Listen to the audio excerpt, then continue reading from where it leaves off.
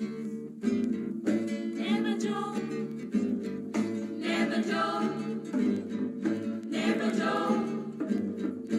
Oh, money, never money, never money, money, never money, money. I know what you can even money, money, never money, never money, money, never money, money. You can keep your conniving money when you've been up for a bum. And I've been tell me money. Now because your money done, you come with conniving money. When you had your pocket full, and I've been tell me money. Now because your money done, you hustle for tell me money. Yes, money, never money, never money, money, never money, money. Now I know what you conniving money. Neighbor, neighbor, joker, neighbor, neighbor, joker, neighbor, neighbor, joker. That's all the money that me walk for.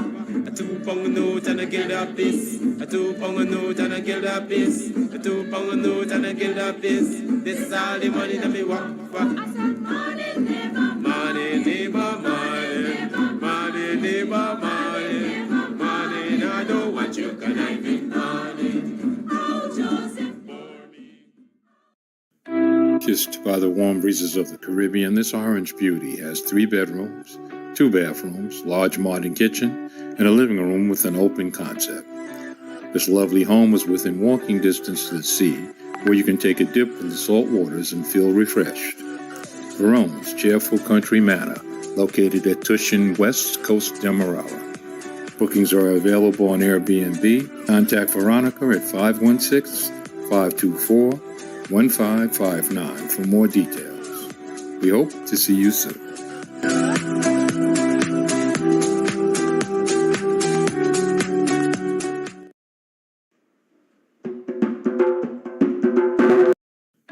Kissed by the warm breezes of the Caribbean, this orange beauty has 3 bedrooms, 2 bathrooms, large modern kitchen, and a living room with an open concept. This lovely home is within walking distance to the sea, where you can take a dip in the salt waters and feel refreshed. Verone's cheerful country manor, located at Tushin, West Coast Demerara. Bookings are available on Airbnb. Contact Veronica at 516-524-1559 for more details. We hope to see you soon.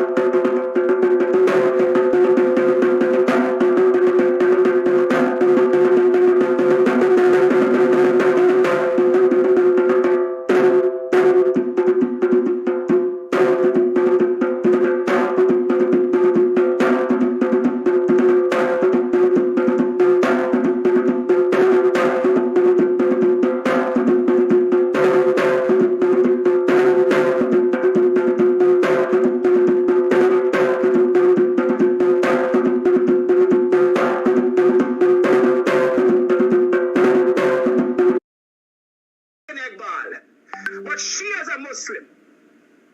It's not even being considered for consideration, for compensation, for her loss. And she wants to know who will compensate her. It shows that the government is giving preferential treatment to the people in Monrepo, but dealing with the black people in Buxton, in Armanton, with apartness, in an apartheid way. Kissed by the warm breezes of the Caribbean, this orange beauty has 3 bedrooms, 2 bathrooms, large modern kitchen, and a living room with an apparatus to deal with people in an apartheid fashion. The boy who lives in the shop. Morning, are you morning? Morning, neighbor, morning. Winston Bachan, is that your name?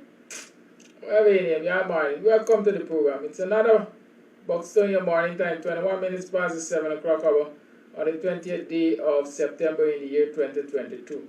Hope you all had a wonderful yesterday. Yeah, wonderful yesterday. And restful last night. Welcome to the program. I hope you're energized today because we're going out. We're going in front of GCOM for 3 o'clock.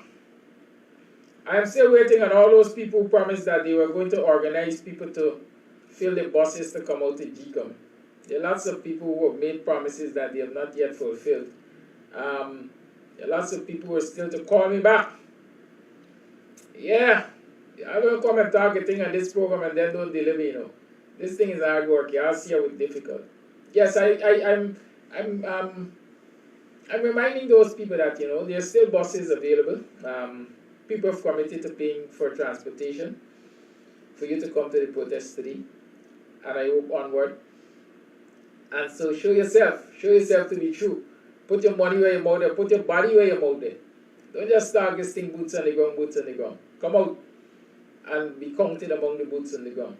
We are going out at GCOM this afternoon, 3 o'clock. And we're going to have our say, a clean voters list and biometrics before any elections. That might be the only guarantee we have of a free, fair, and credible election. Right? So let's do that. I said yesterday, don't let us wait until it's too late.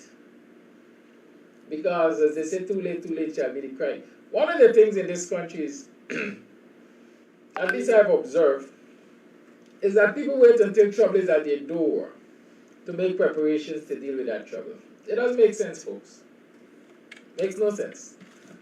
Don't be like Karen Crow and wait till rain start fall to look for house. Right? You have to make preparations. Unless you make preparations, you're not going to get the desired result.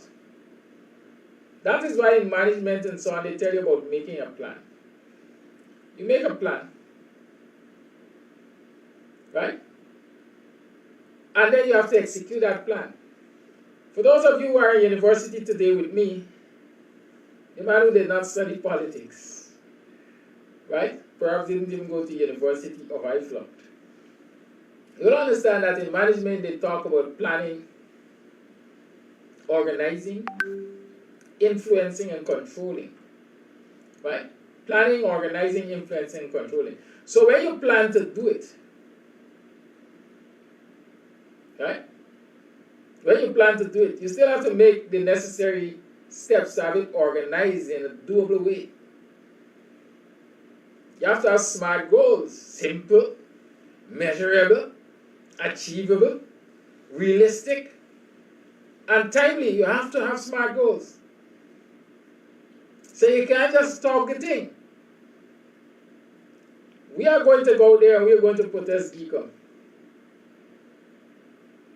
for a clean voters list. Has any of you considered that this is a long haul? Any of you recognize that, hey, this is not a one-day fight? It can't be a one-day fight. And so when a lot of people are being disappointed that, hey, you only had 15 and 20 persons out there in the first week, tell yourself that that is just the start. A lot of people sitting around looking around to see what the outcome will be, what the responses of the authorities will be. Is this a sustainable protest or not? or will I just go there and waste my day? Right? So you have to keep that in mind. So you plan it, yeah. We are now organizing it. We need bodies on the line. we realize that we are achieving goals with 20 persons and 25 persons. What is this in here? Suddenly, right? We're achieving goals with 20 and 25 persons out there. But we have to incrementally build that number. Because every time the authorities look out there, every time Claudette looks out that window, or whoever she has a GCOM working on in the administrative staff, every time they look out that window and they see, hey, they are more than they were yesterday. They're telling themselves trouble brewing here, right? This thing getting big, it's going to get uncontrollable, it's going to get out of hand. Let us start to think about addressing the issues which they're raising, and so that we don't allow it to get out of hand. Y'all understand me? Yeah, that's how we do it. You got to turn up with 100,000. You only got to start with one. And we are in an advanced state. We have passed one. Right? Bring your bodies. Bring your body where you're out there. Don't just start this thing.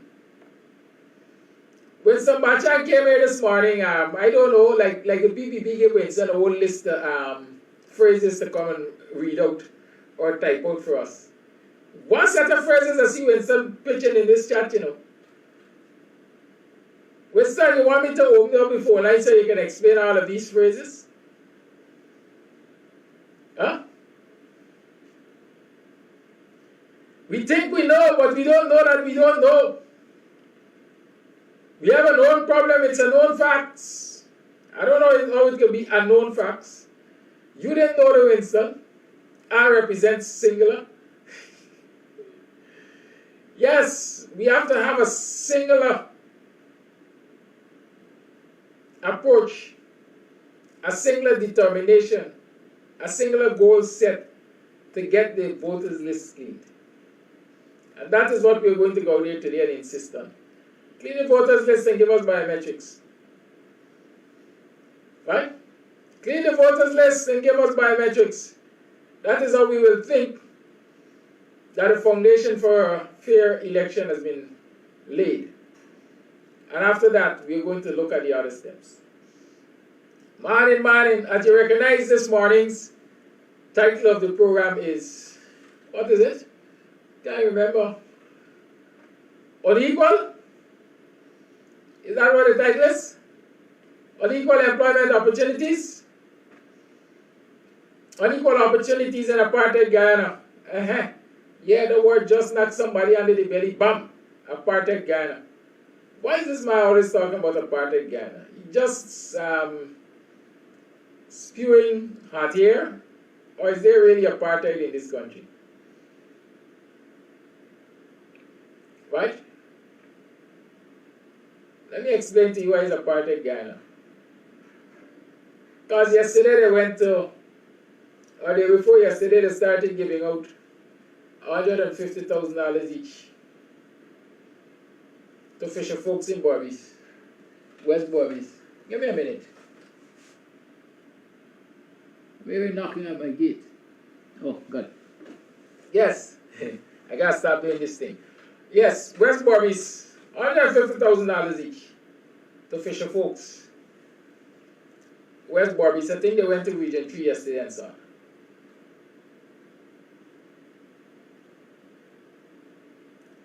I am repeating that the majority of the fisher folks in this country are Indo-Guyanese. They are a part of the private sector.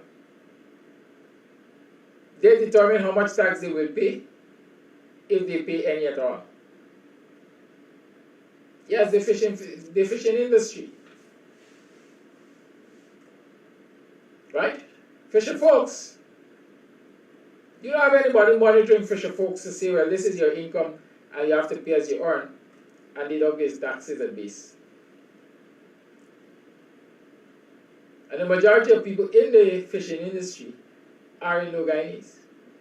Yes, they got a few black workers, but even in the fishing industry,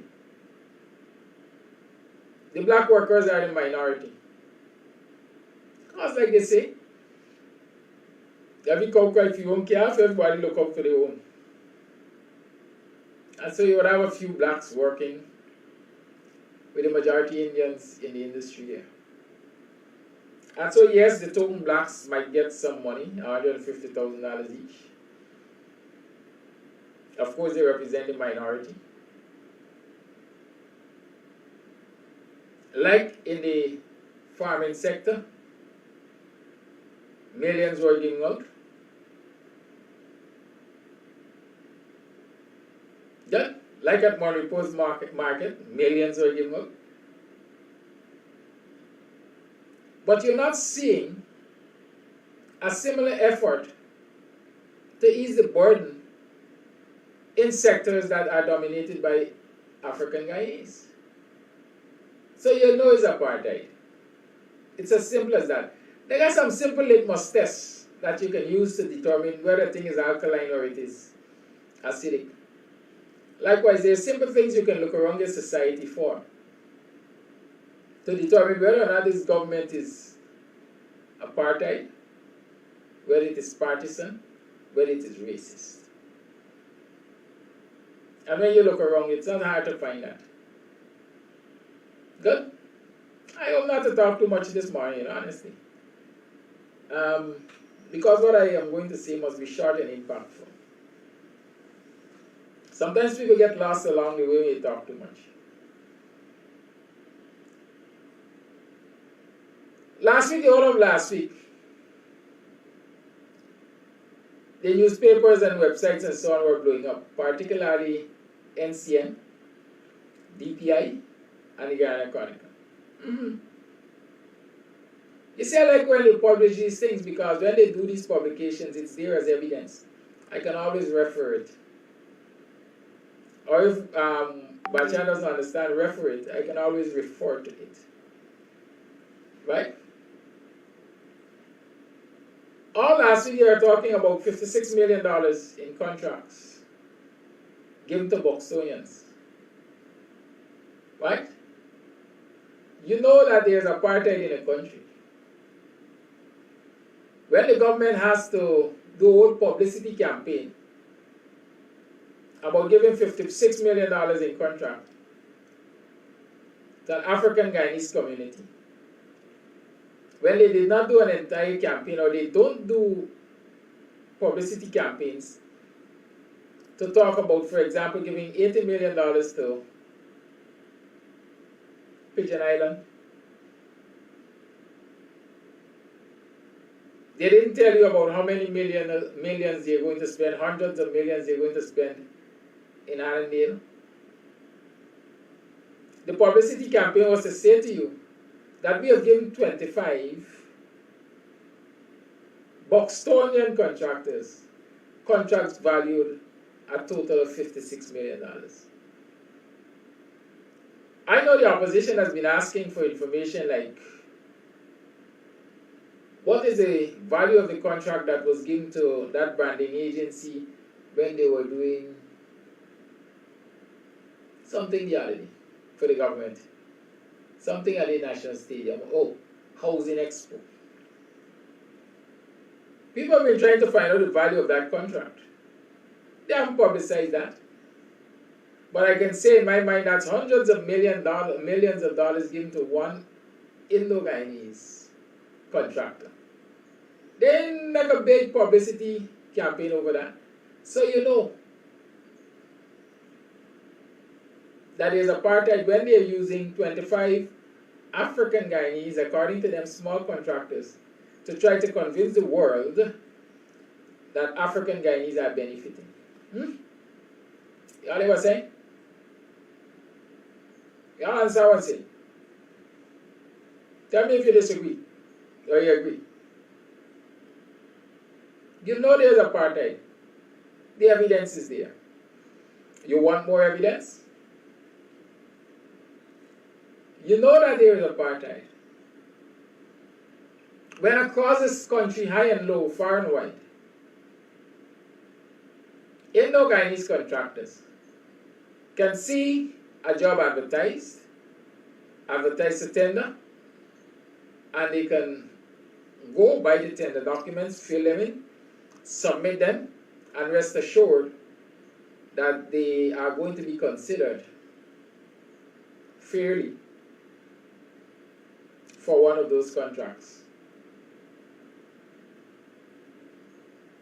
You don't have to wonder if the color of their skin is going to affect them in a negative way, or if their name will affect them in a negative way, or if where they live and operate from will affect them in a negative way. And so they are free to partake, they are free to compete for government contracts. Right? But African Guyanese, on the other hand, remain timid, remain afraid, and continue to experience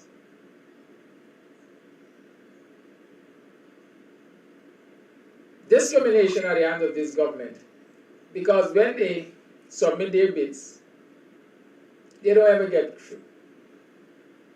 They don't ever get the big jobs. Are you saying that there's none among the black contracting populace that is capable of doing big jobs? As a matter of fact, they're so inefficient and incapable that you have to make special arrangements for them to get contracts. I know under previous governments, many of those contractors in Buxton who are now described as small contractors were big contractors. I know many of those contractors who are now small contractors according to the description given by this government for them to get these small contracts. We're handling $200 and $300 and $500 million contracts. But from the government change and the Public Procurement Commission not functioning and all of that, and government controlling everything, these very contractors who used to tender and win big jobs are now tendering and can't win smaller jobs. You know something is wrong with the system there. It's called apartheid. It's called apartheid. It can't be called anything else. You know there's apartheid when those Indo-Guyanese contractors can feel free to tender. Government doesn't have to extend a special helping hand to them for them to get the job. At least so many will think, because they got their own corp links inside these ministries and so on. They got their own guarantees. And as I'm talking about that, before it slips me, anybody who knows C&L, that's the name of the contracting company, C&L, that is doing the works at Independence Boulevard. That is also the name of the contracting company that I see doing works along Cemetery Road. And that is also the name of the contracting company that is doing works on the Lamar embankment. Is it the Lamar embankment? Where they're doing another aesthetic project? Where GPL said a C&L owned piece of machinery struck the power pole yesterday afternoon and caused the national shutdown? Yes, C&L. So there's a proliferation of C&L around the city, let me see, because I haven't gone around the country and looked for them. Right?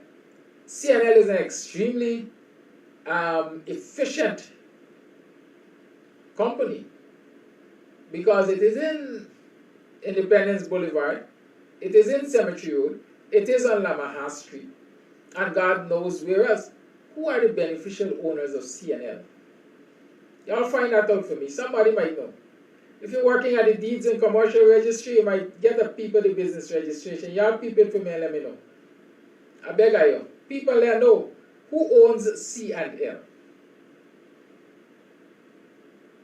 Is it a Guyanese company or is it a Trinidad company operating in Guyana? I want to know. When you look at the machinery at least the pieces of machinery I saw on Independence Boulevard, it is as if they were never used before that project.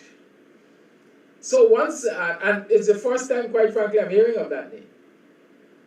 One would believe that this company was created specially to undertake these jobs. The excavators are, well, don't let me say brand new. They look brand new. They're spick and span, as if it is the first job they're doing. You know, the first time you come out with your Clarks and your Gangzia with this look, that is how those pieces of machinery look. The floodlight, generator, everything is spick and span like they never worked before. So tell me, right? Paul Kush, you need to check your device. Everybody else hearing. Is your hearing aid charged? Yes. Right? So I want to find out who owns CNN. What's the story behind CNN? Y'all tell me, I'll find out. Who knows? I don't know, I'm asking. Good. So I'm saying, it is apartheid. When government has to create this special condition for quote-unquote small contractors in Buxton to get work. What is this special condition? Walk through Buxton, identify 25 bridges, have the engineering ministry, right? Do up the, what they call them, engineers' estimates. Yes, that's what we call them. Engineers' estimates. Come back to the communities, bring these 25 contractors together and have them push their hands into bags to pull out lot numbers. And according to which number you pull, you get a job. At whatever value the engineer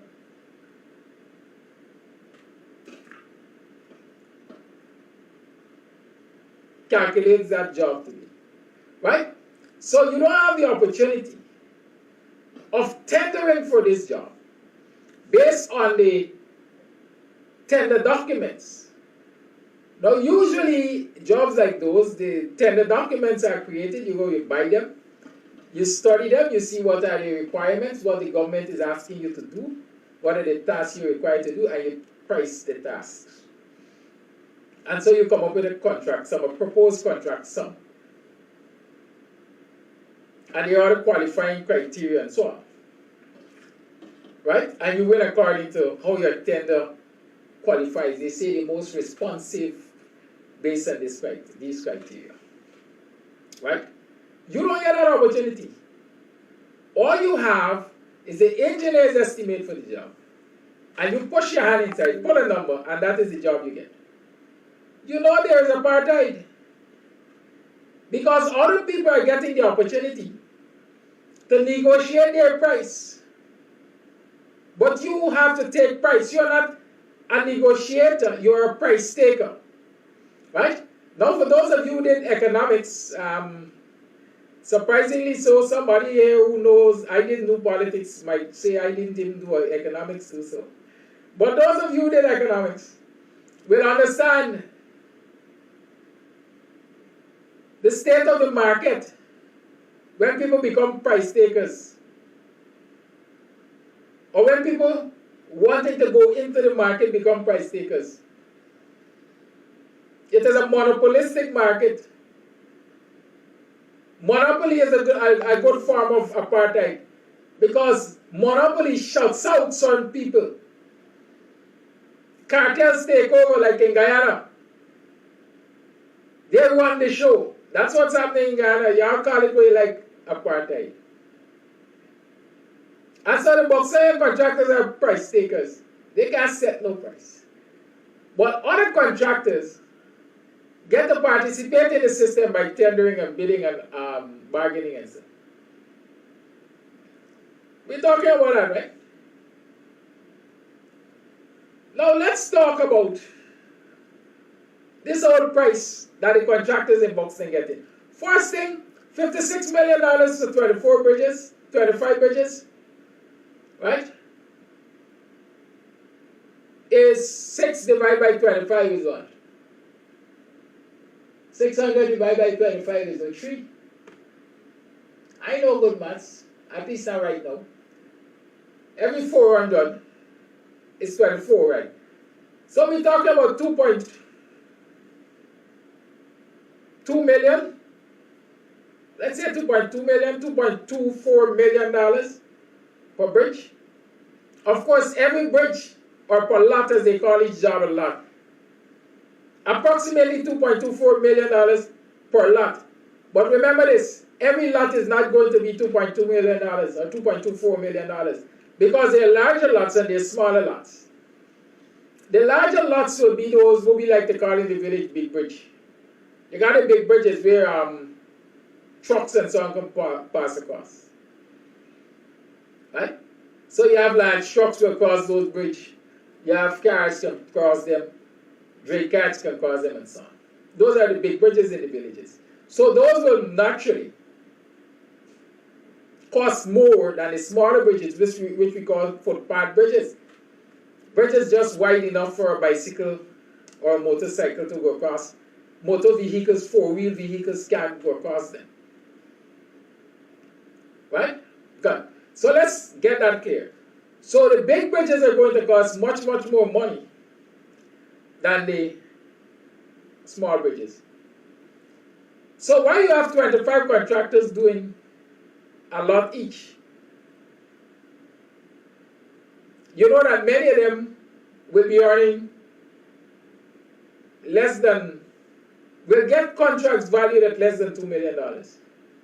For example, right at the side of me at the burial ground area, there's a street which runs east to west through the burial ground, or which gives access to the burial ground. We have two bridges, one at the eastern end, one at the western end. Those bridges are in the 25. Those bridges are footpath bridges. They're just about the size that my bridge to my small gate, as we say, is about the same size as those bridges. Now let me just give you a description of how difficult it is crossing those bridges on a funeral day. Normally you have a casket or a coffin, and it has, about 6 handles to the sides for bearers. 6 persons cannot bear the corpse, the casket, the coffin. 6 persons cannot bear across those bridges. They're that small. You cannot have 3 persons on either side to cross that bridge. It can't happen. They're going to fall overboard, as we like to say. Those bridges are that small. So you have somebody at the head of the coffin and somebody at the foot of the coffin, and that is how they carry it over. Right? Egil is talking about, or let me not even say Egil. The Fat Guyanese administration is talking about modernizing Guyana.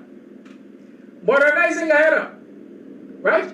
But in a community like Buxton, an African Guyanese community, or a community dominated by African Guyanese residents, in 2022, when the country is flush with oil money and money from gold and other natural resources, you are going to rebuild or repair, because I just said some of these bridges are to be repaired. So you're going to have a contract given out for rebuilding or repairing a bridge that gives access to burial ground and cannot allow 6 bearers to carry the coffin across. You all think you follow me? Right? You're modernizing Guyana. But in an African community, African Guyanese community, the bridge that you're going to repair or replace to give access to the burial ground is one that 6 persons cannot walk across with a coffin at the same time. And you have a whole publicity stunt, a whole publicity event to announce that you're going to be doing that bridge, and you're going to do it just as it was before, and you're modernizing Guyana. Anybody who was forward thinking would say, we're doing this bridge There's a street there, or at least there's a part there for a street, because that was in bad state. I don't know if it was ever paved with bitumen. But you would think that in modern Guyana, people should be able to drive, the horse should be able to drive across. The horse should be able to drive across. But you're going to do a bridge that 6 people can't walk across. And you're singing praises about it. Right? You're singing praises about it. That bridge, according to my understanding, is in the contract for, did I hear 2.4 million, 1.8, 1 point something million dollars? I think $1.2 million or $1.4 million. Right?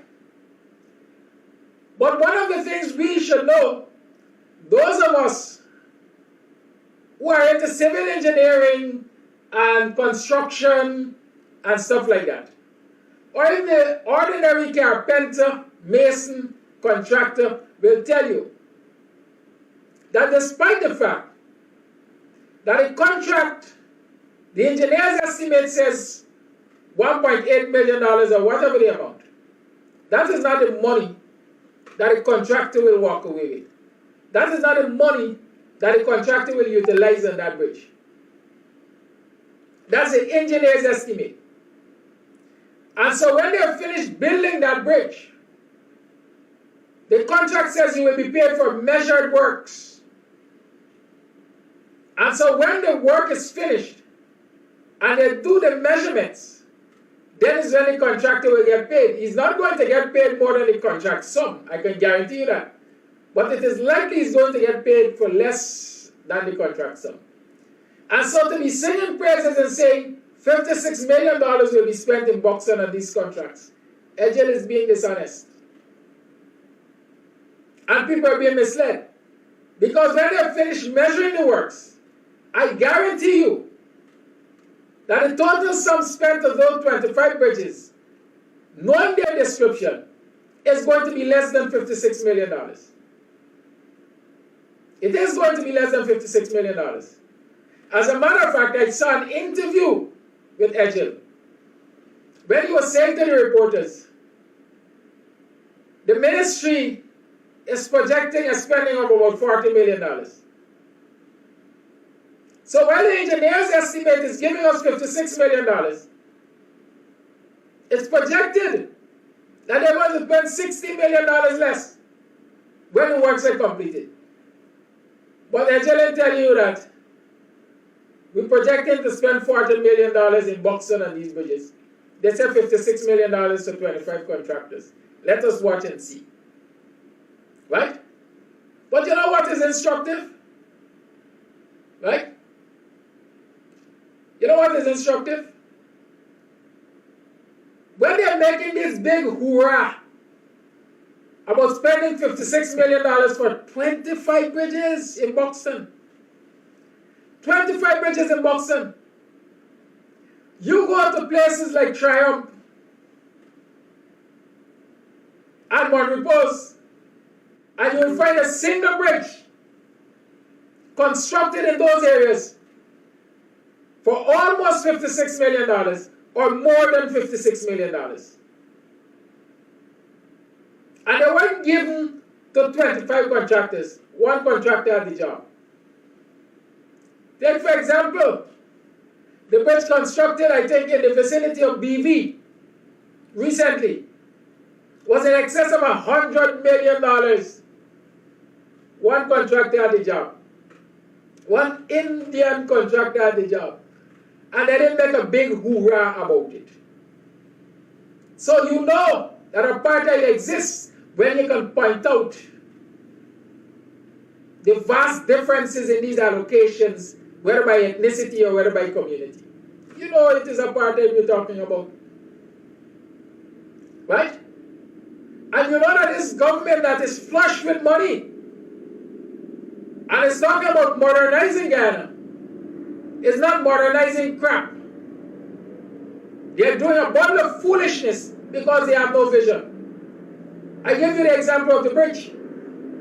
I will show you what is an example of wanting to modernize Guyana. Right? The coalition. I don't like it, but I do it. You know, I always take pride in the fact that I don't just talk the talk. I walk the walk. I walk the walk. I don't just talk the talk. Right? I take pride in doing the work. I do it all the time.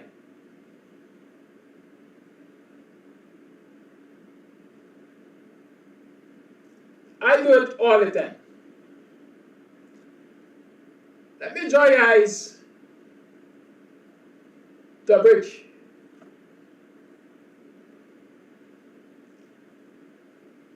Look to your screen. As I say, look in the air, you're going to see a board or something. You see that bridge here?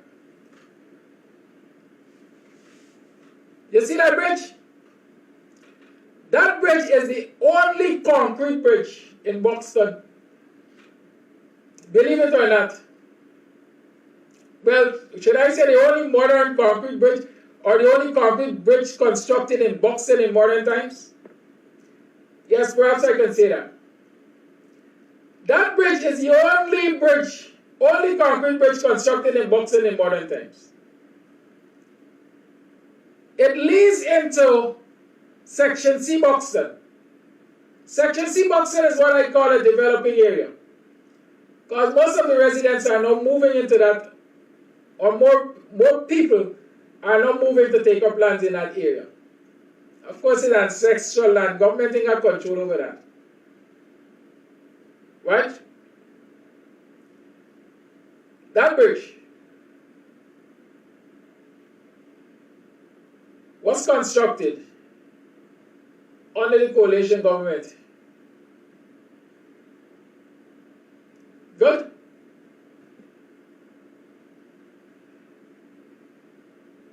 That bridge was constructed under the coalition government.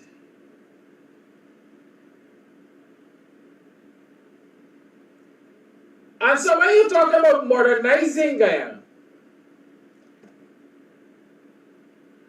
you got to be serious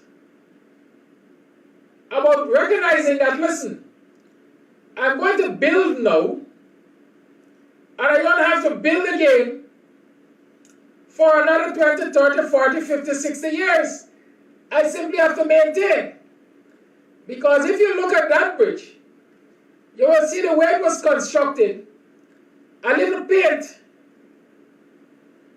Right? A little paint. A paint job, as we like to say. A paint job. We'll give you maintenance. Look at that. You see the steel rails? All you got to do is scrape them, paint it, and it look new again. All you got to do is paint that, scrape it and paint it, and it look good again. Every now and again, you can choose to resurface the top. A concrete bridge. That is what you call modernizing Guyana, or modernizing a community. You cannot continue to build in communities in this day and age where there are more vehicles using bridges, where there are heavier vehicles using bridges, where there is more construction taking place in communities, and so vehicles carrying more load have to use bridges. You cannot continue to build timber bridges in communities and say you're modernizing Guyana. It makes no sense. It makes no sense. And let me show you something. If you think it is exorbitant, as a matter of fact, I was told that somebody inquired of the engineer, why aren't doing these bridges in concrete, or at least some of these bridges in concrete? The engineer said it is too expensive. It is too expensive to do concrete bridges in communities like Buxton, but they're doing them elsewhere. Right? This is a sign. Right? This is a sign that accompanies that bridge. That bridge was done through the Basic Needs Trust Fund. funded by the Caribbean Development Bank. And it costs what? What is that figure? $6,722,400. $6,722,400. So are you saying to me, and the average bridge in Buxton is about that size, and even if the average bridge in Buxton, at least the big bridges that we call, like we call them, as I said, right? The big bridges are about that size in Buxton. And different sizes of trucks and so on and other machinery can cost it comfortably. Are you saying to me, $6 million, even if we say $7 million, even if you want to carry $10 million, are you saying to me $10 million is too much to invest in a concrete bridge in a modern Guyana? When the reality is that concrete bridge will outlive the timber bridges, I dare say 10 times over. I dare say 10 times over. The maintenance cost on that concrete bridge is going to be far less than the maintenance cost on the wooden bridges. And so we have a set of people, a cabal, a wicked and corrupt and discriminatory cabal, masquerading as a government, talking about modernizing Guyana, but still building timber bridges in certain communities, African Guyanese communities, and telling you that it is too expensive to do concrete bridges. You know that is apartheid, don't you? Don't you know that's apartheid? And it bothers you, it irks you. When the fat guy, masquerading as president, tells you that he got his doctorate in urban development,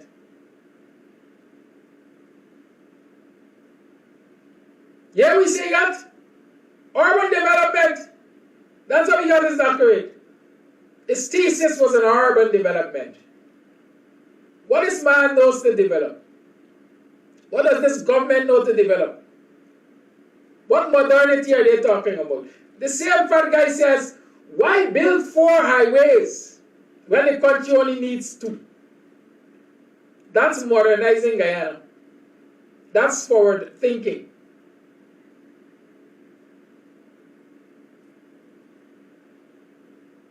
You know what's funny? I guarantee you, those 25 contractors who got those 25 contracts are singing the praises of the PPP. Y'all believe me? They're singing the praises of the PPP. We get work by, we get work. Coalition is do not for we get work. Boy, Kiraki, them who are always protesting, they don't do nothing for we. But what's the value of protest? The value of protest is that the apartheid could have been highlighted. And the discriminatory government could have been forced to try to prove to the world that they're not apartheid-like as weekly. And so they rush into these communities. They rush into these communities to appease citizens, to appease 25 contractors. Right? That's what they do. They rush into these communities. We spend $56 million in Buxton to do bridges. How can this government be accused of being biased and racist and be accused of apartheid? Well, I just made my case why it is apartheid. Y'all got a problem with that? Carry it to the back. Right? Take it to the back. I want these contractors and other citizens to recognize that through protest, they get benefits. But the quality of the benefit that they get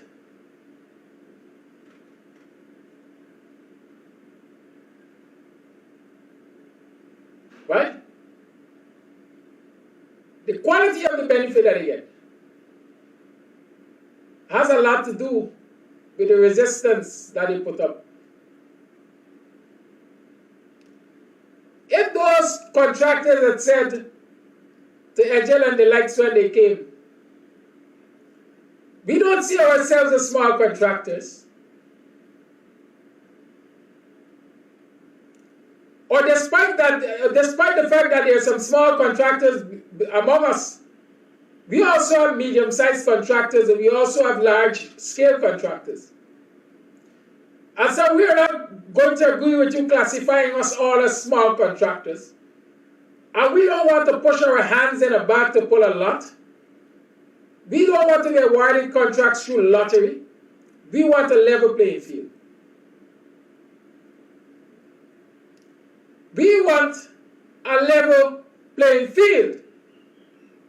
And if we don't get a level playing field, we are going to join our brothers and sisters and scream apartheid and protest with them so we have more boots on the ground. Because we want fairness and we want equity and we want fair opportunity and equal opportunities. They could have been getting better than a contract that will see many of them going home with less than $200,000 or $300,000 as profit. Right? They could have. But some people say you look at the cup as half full and some look at it as half empty. And some of them will tell you half a loaf is better than no bread. But if you don't have ambition, or you don't have the wherewithal to fight for the whole loaf, they're going to give you a quarter, not even half.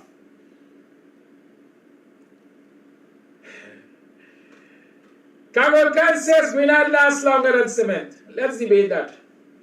Kams, make a case. Grenade lasts longer than cement. Under what conditions? Under what conditions? Right? So I'm saying, you can get.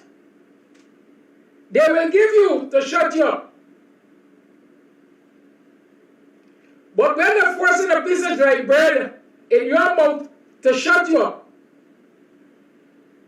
they're giving the other person bread with salami, with jam, with cheese, with whatever else they want inside. And so even while they're muzzled, they're enjoying what is in their mouth.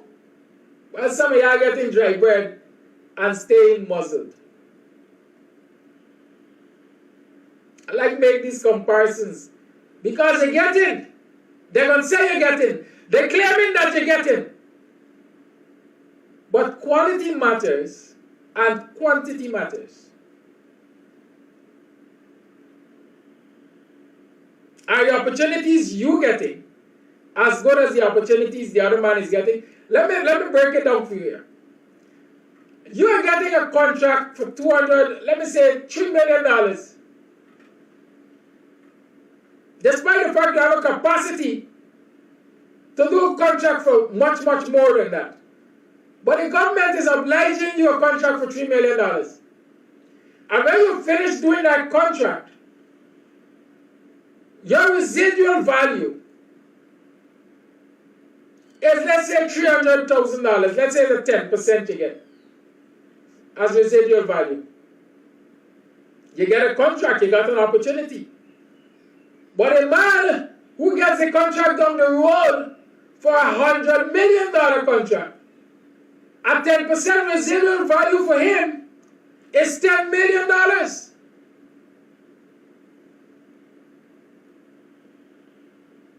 And common sense will tell you that he can do much, much more with $10 million than you can do with $3 million. And so they're BUXTONIAN getting contracts. But are they really getting an easy way or getting a way out of poverty? Talk to me. Let's analyze. When that Indian contractor can buy another pickup truck or his first pickup truck with that $10 million residual value, you $3 million, but he perhaps can barely get you a car. And so his business becomes much more enhanced than yours, despite the fact, although you were given a contract. You had a contract. You had a contract. Both of you had contracts. But what was the value of his contract as against yours? What is the residual value from the contract that you got as against his? What can you do with your residual value as against his? And that is what makes the difference. And that is what, as I say, separates the sheep from the goats. And that is what shows the disparity. And the award of these contracts, if you examine them and see who the multi-billion-dollar contracts are going to, as against the multi-million-dollar contracts are going to, you know that there's apartheid. Economic apartheid, call it that.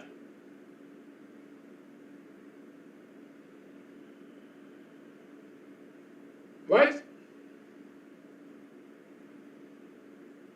The lines are open.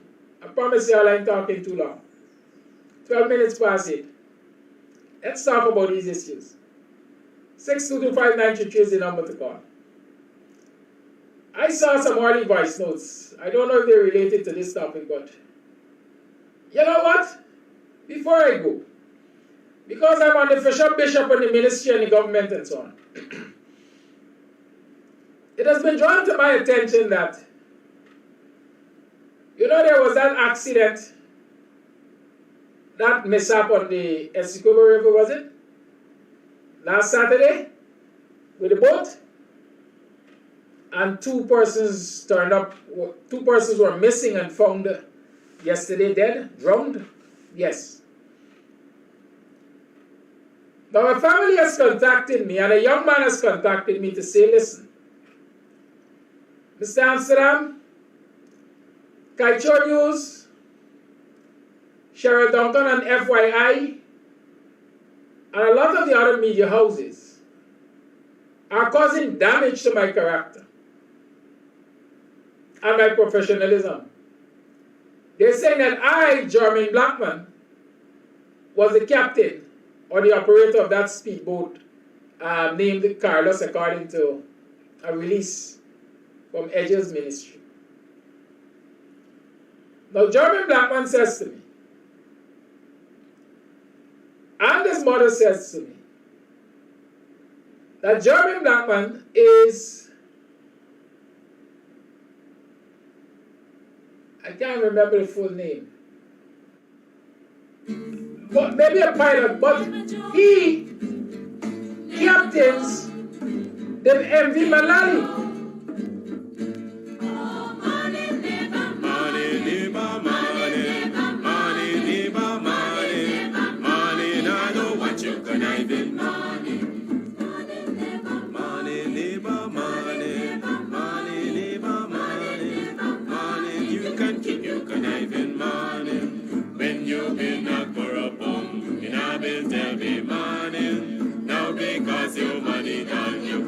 Conniving morning, when you had your pocket full, in a bill tell me morning, now because your money done, you hustle for tell me morning. Yes, morning, neighbor, morning, neighbor, morning, morning, neighbor, morning, morning, I don't want you conniving morning. Neighbor, neighbor, joker, neighbor, neighbor, joker, neighbor, neighbor, joker, that's all the money that me walk for.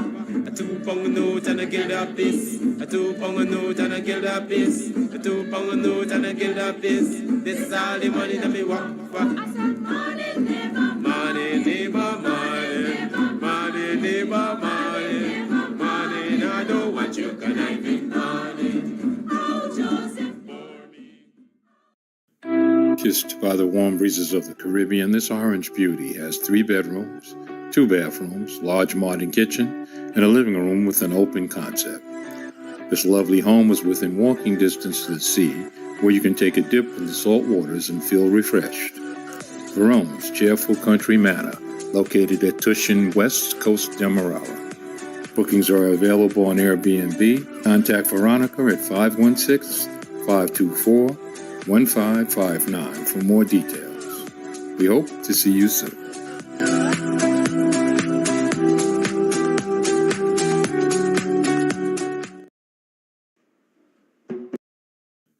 Kissed by the warm breezes of the Caribbean, this orange beauty has 3 bedrooms, 2 bathrooms, large modern kitchen, and a living room with an open concept. This lovely home is within walking distance to the sea, where you can take a dip in the salt waters and feel refreshed. Verone's Cheerful Country Manor, located at Tushin, West Coast, Demerara. Bookings are available on Airbnb. Contact Veronica at 516-524-1559 for more details. We hope to see you soon.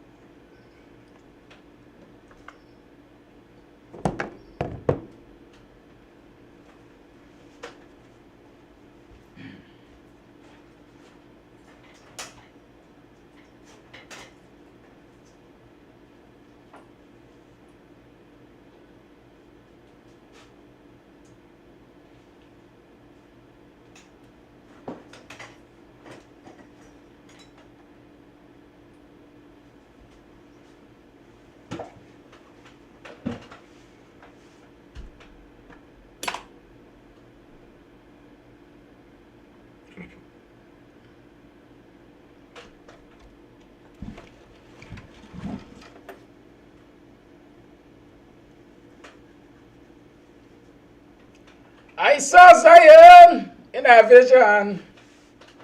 Jah was there amidst everyone, stretching forth his right hand. To me, it's like a family reunion. Morning, neighbor, morning. Are you morning?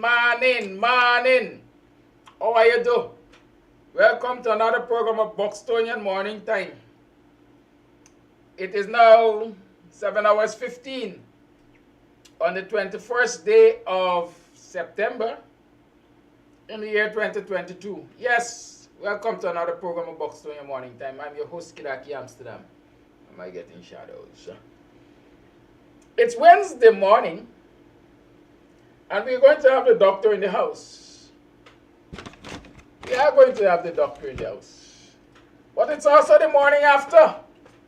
Hey, come here. It's the morning after. Yes, we were at GCOM yesterday afternoon. We protested. Don't worry. It's a small access cut on big tree. You know, sometimes you got a whole boat. And when you think everybody rowing with you, some rowing against you. And then sometimes you got a small crew. And they're rowing for save your life. Right? That's how I see it. You know, I'm the eternal optimist. Some people don't like that. Some people don't like optimism. They believe that you should bow your head and die in despair. Well, I'd rather live in hope. And since I know small acts just got on big tree, I shall name a small acts. Right? I am honing my protesting skills. Let's talk about that. Some of y'all don't know the meaning of honing. Y'all go check a dictionary because I can't help you. I myself don't know the meaning of honing. It's spelled H-O-N-I-N-G. Right? Comes from the verb hone, H-O-N-E. How do you hone your skills? And so for the trenchies who are learning English, English is their second language, or third, perhaps fourth.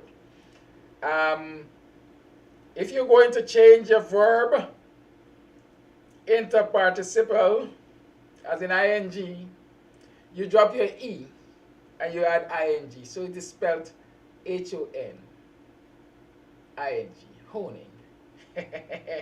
Welcome to the program. Welcome to the University of Kams TV. Here we're going to teach them this morning. But first I want to address some people. I hope you all had a good day yesterday, a good night last night. I'm sweating this, you know. No, the correct thing is perspiring. Jackass is sweat.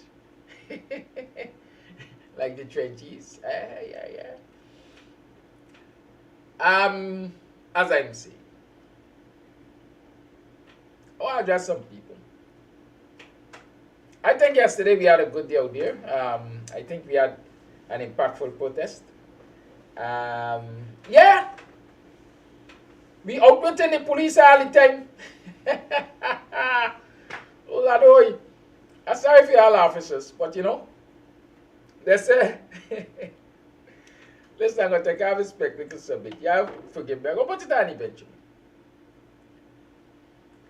You know, they say you need a few, well, back in the days, I don't know about now, but once you had a primary school education, you could join the police force.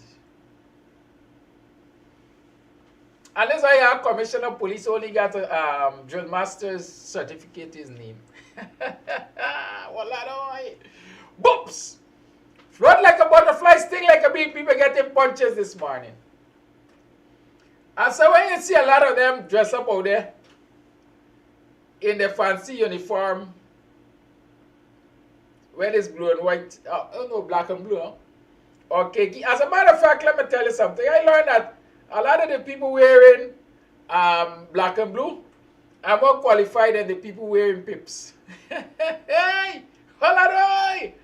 Because nowadays, them young people going to get a CXC and so before they go into the police force. While some of the officers are officers through natural progression. Because they only got turned up when you just get promoted. Especially if you're doing the lucky work, the junkalar work of the wicked and vindictive PPP. Yeah, attacking this morning and attacking about the Guyana police force and so on. I got to get an assistant, man. Now, I need to get my handkerchief and it didn't at my desk, so I got to go, you know. Anyhow, we can talk.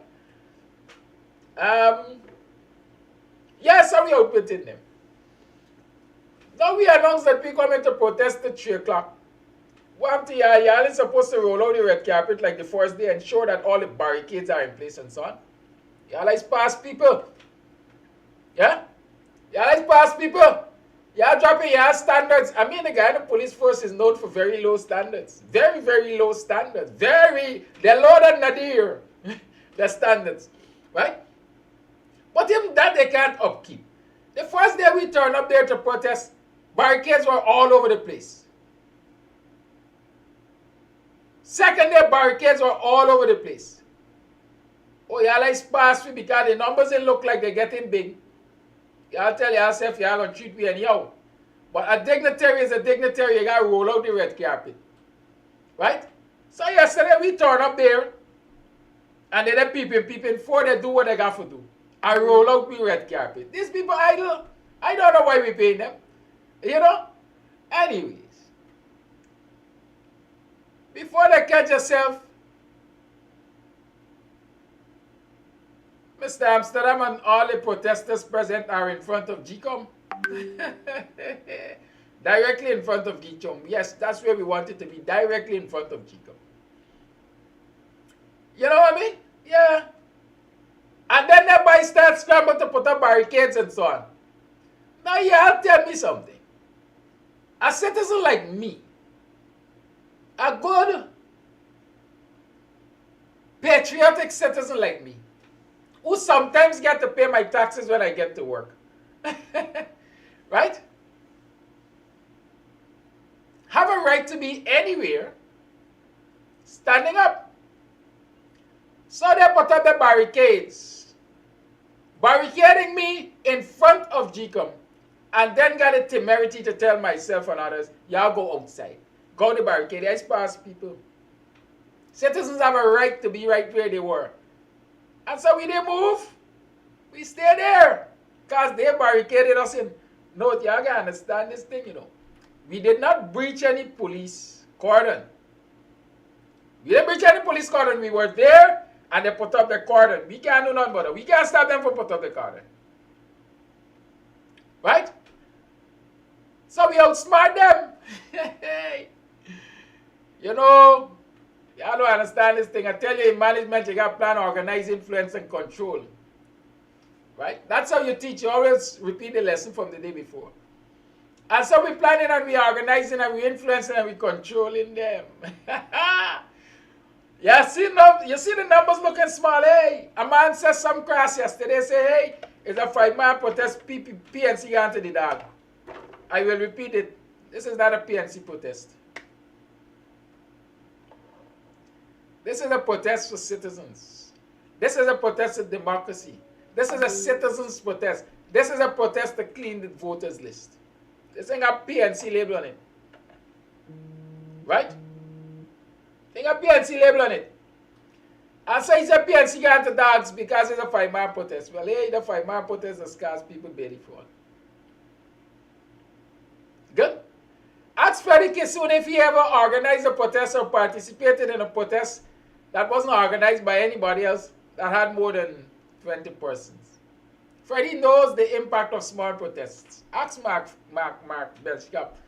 Ask Kwame Wing, if you could, other 1-man protests used to bother the wind seed guy, dead foul. Y'all ask. Y'all think small access cut on by tree. So last week I put a laurel on the top of my car. And I went and I started the broadcast. Within 5 minutes, inspector come and tell me, if you ain't got permission for the thing, you got to take it off. I say, all right, boss, no problem. Show me the line, you walk away. But you know, he didn't get it set up. You walk away, I turned off. But the law didn't say I can't use a bullhorn. And so when I took out the bullhorn yesterday, you can't use the thing, you know. You can't. Hey, officer, come show me the law that say I can't use a bullhorn. And oh my goodness, I enjoyed that bullhorn. That bullhorn was really bullish and Claudette. Yes, I want to know how impactful it was. It had people coming out of the offices at GCOM to stand up outside to see what's happening out there. It had the chief elections officer driving through the back gate instead of the front. It had Claudette Singh almost trying to do a sprint to her vehicle to go through the back instead of taking her time and walk like the honorable justice she proclaimed to be. Yeah. So y'all don't worry the 5-man protest that y'all causing. Small acts, that's cut on big tree. We going back to GCOM today, 3 o'clock. And no special branch and all of them listening. I see another jackass early this morning. I can't remember my full name. Whoever that one full name is. Special branch is on to you. Special branch is on to you, but study you on to you. You know what I mean. Right. I know special branch is on to me. Who is on to you? Right? Take that to the bank and bank it. Right? So y'all listening. Whether you're listening from our officer, the Prime Minister, whether you're listening from NCN, whether you're listening from DPI, whether you're listening from Special Branch, whether you're listening from Soku, wherever you're listening from, be coming back 3 o'clock and show the red carpet is there. Okay? No retreat, no surrender. And show we red carpet there. That's what I'm saying. Good. Now on to regular programming. Y'all share the live. I ain't get to the number where I want to see it yet. Share the live, folks. Share the live. We're having fun this morning. It's Tuesday. It's Wednesday. The doctor's supposed to be in the house. I want to be there by. Sometimes the doctor has got extra calls. Last night the doctor couldn't do Politics 101 because he had to be on duty. I don't know what's the situation this morning. We haven't communicated. And so while you're sharing the live, let me see what's happening with the doctor. I saw there's something circulating about a murder-suicide in Hinds, I think. Condolences to the family. I haven't gone to the bottom of this, so I haven't even read it, quite frankly. And somebody is asking why it is people are killing each other like that. I got a lot of reasons why people kill people. comes down to temperament. It comes down to value for life. It comes down to stress level management. How can I manage the level of stress that I got? It comes down to all kind of thing. At the end of the day, sometimes we have to ask ourselves, where are the social supports? Is there a social support system in this country that people, when they get to the level of frustration that lead to murder and suicide, level of desperation that lead to murder and suicide, is there systems in place? Are there systems that they can turn to for support? Is social services working? Is it doing its work? I mean, since July or August, July, I think, Soup Drinker Mark Phillips promised to send social services support to Golden Grove to counsel with the people and so on who are traumatized. They ain't got no support yet. So you really have to ask yourself, what social services doing? Or if there's really social services in this country. You have to ask yourself that. Not answered. Right? Ask yourself that. And when you ask yourself that, you know, based on your conclusion, you could come to understand why we have so many suicides, so many murders, and domestic abuse and violence and so on in the society. Because when your citizens don't have anywhere to turn, to vent, to get counseling, then they explode. They explode. You know what it is to be experiencing some domestic issues coupled with financial issues or created by financial issues, and you don't have access to a social worker. Some people might go to this social worker, the department, and they are told that you have to make an appointment. We are going to be able to deal with your matter 3 months, 4 months down the line. I am bursting at the seam with frustration. I see a shed blood in my eyes, but I gotta wait for you to sit and hear my cause, my troubles, and counsel me. We have to do better as a society. Note, this is a general comment, because I have not read anything about the matter in Hinds Grove. Murder, suicide, father dead, son dead.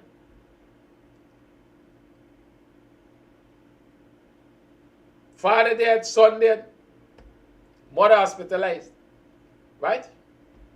Some would say, oh, brutish man, or oh, brutish men. These men are always killing these women. But we need to get to the root of these issues. And when you get to the root of the issues, then you can plan to solve them. Y'all ever notice that once the PPP is in power, once the PPP sits in the seat of government, certain social ills increase. Yes, trafficking in persons increase. Domestic violence increases. Suicides increase. Do you recognize that? Once the PPP is in office, that happens. A woman and her husband are now hospitalized while his son is dead at home. Dead is 21-year-old Sion Bob, while his 57-year-old father, Leon Bob, and his mother, Sharon Bob, are hospitalized. What story is this? This headline misleading or woman? Okay. Son dead, mother and father hospitalized. Oh, it didn't mislead him.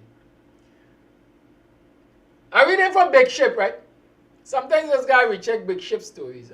The boy in Sion worked as a security guard. Sharon Bob has been suffering years of abuse at the hands of Leon Bob, who would constantly accuse her of being unfaithful to him. According to what was communicated to Big Schmidt News Watch, each time Leon took infidelity allegations to Sharon, the two would end up in arguments and Sharon becomes abused. On Wednesday morning, the two were having an argument over infidelity and Leon reportedly began abusing Sharon, which resulted in her son rushing to her assistance. The son and father began fighting, with Sharon attempting to part them. In the end, Sion was killed. The incident took place at 24 Midwalk, Ansgrove, East Coast Demerara, where the family lives. Police are still on the scene conducting their investigations. What I'm saying? Blame his woman, his wife, his child mother, whatever. I don't know what the arrangements are for being unfaithful. But this is years of abuse. How do you deal with years of abuse? Are there social systems in place to seriously and readily assist victims of these social issues, abuse? Do we have them in place? We're spending money, hundreds of millions of dollars, distributing sanitary napkins. Right? Distributing sanitary napkins, spending hundreds of millions of dollars, flying left, right, and center. Hundreds of millions of dollars, beautifying landscape. Who will enjoy those landscapes that are being beautified if the people are not taken care of? These are things we have to ask. We got to keep asking them. Right? We have to keep asking them.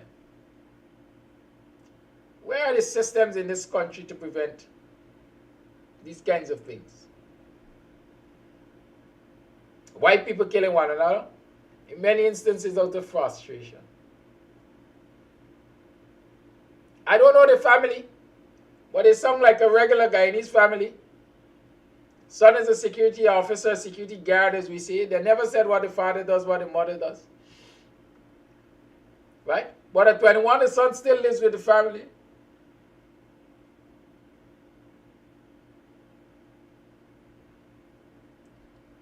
Right? Depicts to me the average family in Guyana. Adult children still living with parents. That in itself is a problem in most society. Were you doing every business? This is what the father must have asked himself. While the son is saying, why are you abusing my mother? Right? Why is this infidelity taking place? Is it that the father can't provide adequately for his wife? Can't take care of his family? These are things that we have to get to the bottom of. Who does it? Who is supposed to do it? Government has the resources. So don't ask the question, why these murders taking place? Why people killing one another? I still am not, I don't know what's happening. I call in the doctor still. All right. Let me tell you that the people in London are under pressure. Y'all talking about apartheid. Every day I could come here and talk about it and present the evidence. Every day. You know, the Bajagdio led PPP promised while they were on the campaign trail that they were going to provide hundreds of jobs. Good, high-paying jobs for citizens. And the only thing they were able to do when they got into office, installed as they are, was fire black people left, right, and center. Replace them with the PPP supporters, majority Indo-Guyanese, and some token blacks. Right? That is what they were able to do. That is what they did. That is what they chose to do. They didn't create any jobs. They simply replaced people who were already in jobs. Displaced them. Right? Displaced them and fill those artificial vacancies, because that's what I call them, with their people. Right? That's what they do. Or that's what they did. And when they realized that, hey, we ain't making sense, eh? They created something called temporary employment. Y'all work for 10 days a month. 10 days a month. And I'll give you $40,000 remuneration. You know, it is as if you have a piece of machinery and you can only work it for 10 days a month. That is under use. The machinery is under working. It's under performing. It's unemployed. And so you have hundreds of people, not hundreds, thousands of people across this country who are underemployed. Skilled or unskilled, they're underemployed. They can only work for 10 days a week, 10 days a month. And so their salaries, their remuneration, their stipends, whatever this cabal calls it, was set at $40,000 a month, which is about $4,000 a day. I'm sure they're earning more than the public servants by $4,000 a day. Good. But what is sickening is that you have thousands of people who the PPP have put on these, the Fanali cabal has put on this temporary employment thing.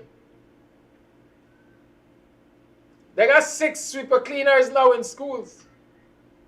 Because they really ain't got no place to put them, and so they're just sending them anywhere. They must get 12 sweeper cleaners in health centers and hospitals and so. That is what they've been doing. And they've been paying this $40,000 a month. They went to Linden and they stopped a whole host of people from becoming nurses. They shut down, what's his name? Charles Rosa, School of Nursing. They shut them down. Discontinued the program. I said, dare any of you who were enlisted in this program to apply anywhere else in this country and we're going to ban you. If that is not apartheid, tell me what is. In which other country a government will go shut down a training program in a particular geographic area and tell those people who are interested in being trained they can't apply in other areas where this training is being offered, or they're going to get disbarred for the rest of their life. There's apartheid in South Africa. But this is apartheid Guyana. They don't like when I say it, but who can think and think? It definitely is apartheid. If citizens of a country living in a particular geographic area can be debarred from participating in training that is offered elsewhere. And so they did that. So you got hundreds or thousands of people now in Linden whose dreams of becoming nurses have been shattered because they don't know what to do. I guess they're afraid of being banned, so they won't apply anywhere else and all of that.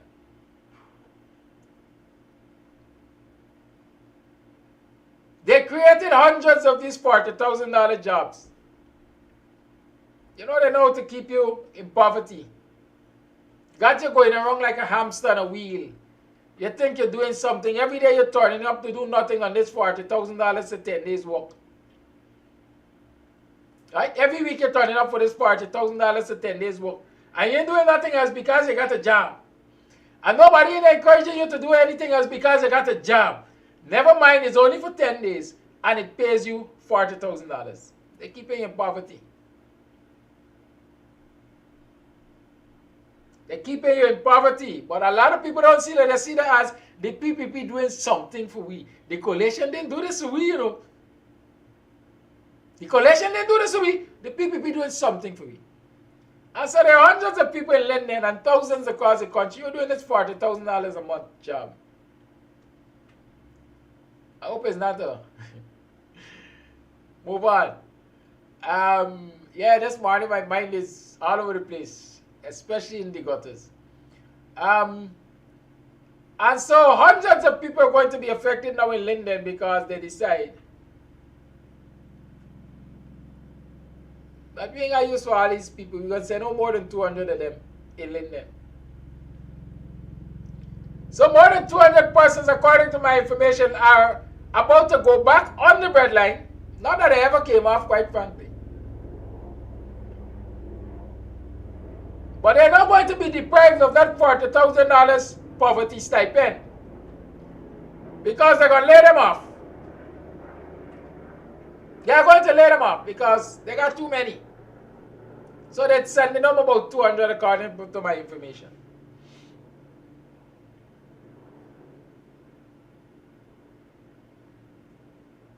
Who are the people who will be affected for the greater part? Who are the people who will be affected for the greater part? What's the demographic makeup? Or what are the demographics of Linden, of Region 10, and so on? Linden is, yeah, I guess, soft. Yeah, Shama Solomon, one buddy. Vanessa Kisoon, what going on? Anybody has seen Jordan Figueroa recently? Or Priya told him that he must focus on teaching the people's children and don't give them a hard time. I'm just asking. Mark Phillips, soup drinker. Yeah, the man is a Linden, or at least so they say. And he's prime minister and can't do jack squat for Lindeners. Jack squat. The only thing this jackass could do, this lackey, is deliver a trophy for jackasses running on a track. Horse race. The President's Cup. That's the only thing this man good for. Can't he look into the well-being of Lindeners and ensure that they get some firm, sustainable economic development programs in that region? Linden has an entity called Linden Entrepreneurial Network or something like that. The PPP broke it up since they went into office. Create all kinds of chaos around it. And so Lindeners can't even access capital to do something. And they got a jackass named Mark Phillips there, who say from Linden and he's prime minister. Huh? Y'all understand this?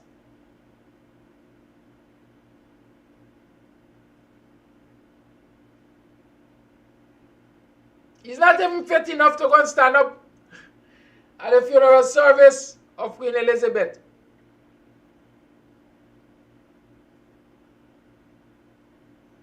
So Lindeners, like I say, y'all get soft. Where are your leaders? I know they're going to ask me the same thing. What going on in Buxton?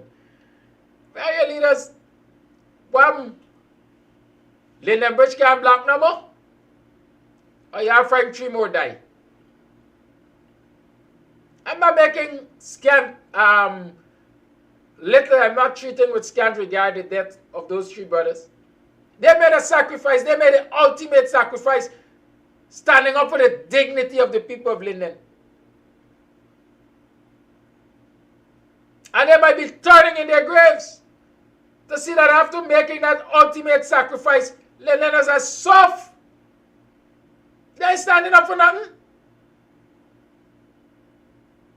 They got some improper fraction there at the Linden Hospital Complex making people life hell, and they ain't doing nothing with it.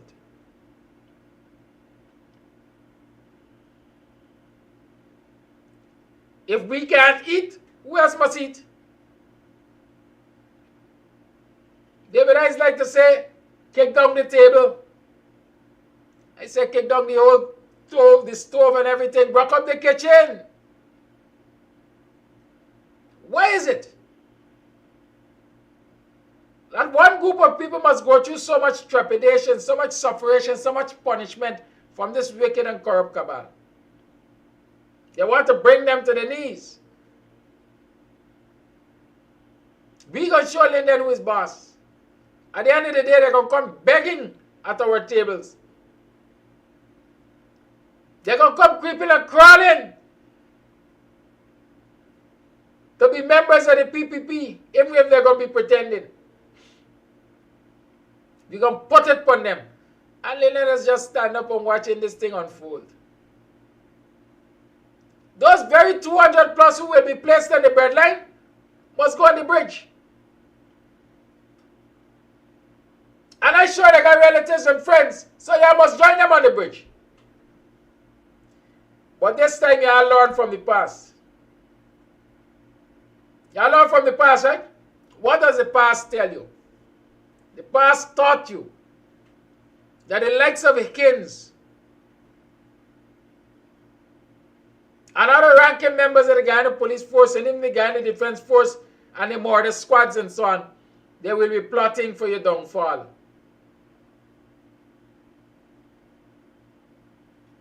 And you can't turn up at a gunfight with a stick. So you should be plotting their downfall as well.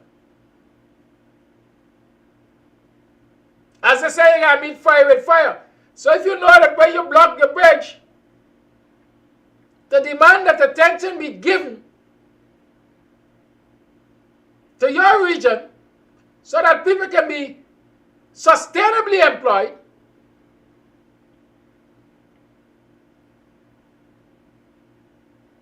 you know they will come at you, then you do what? You put measures in place to protect yourselves at all times. Protect yourselves at all times. So you got to get scouts, you got to get people to infiltrate. You got to get spies, you got to get people to give you the information. You mean, you're telling me they ain't got no patriotic Linden in the police force who gonna know what they're planning? Answer me.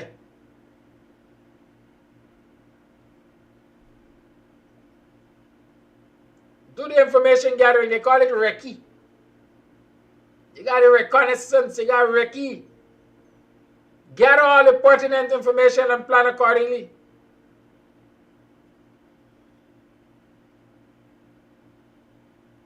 Every 2 morning they're at your door, adding a little bit more oppression to you.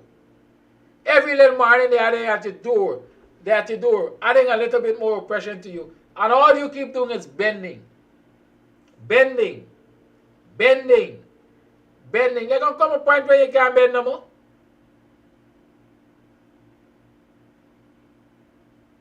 And you're going to also can't stand straight anymore. So you best start doing what is necessary to be done. I can't tell you what to be done. You're on the ground. You must know your terrain.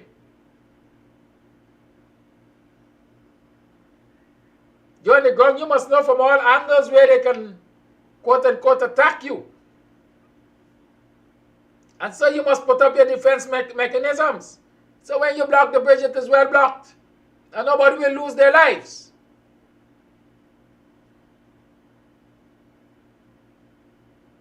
Why I must, my region, my country, my community must be quote unquote in control of an important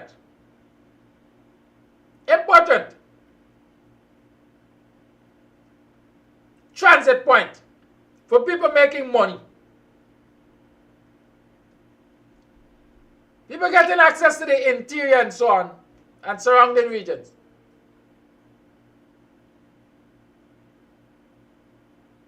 People getting to work.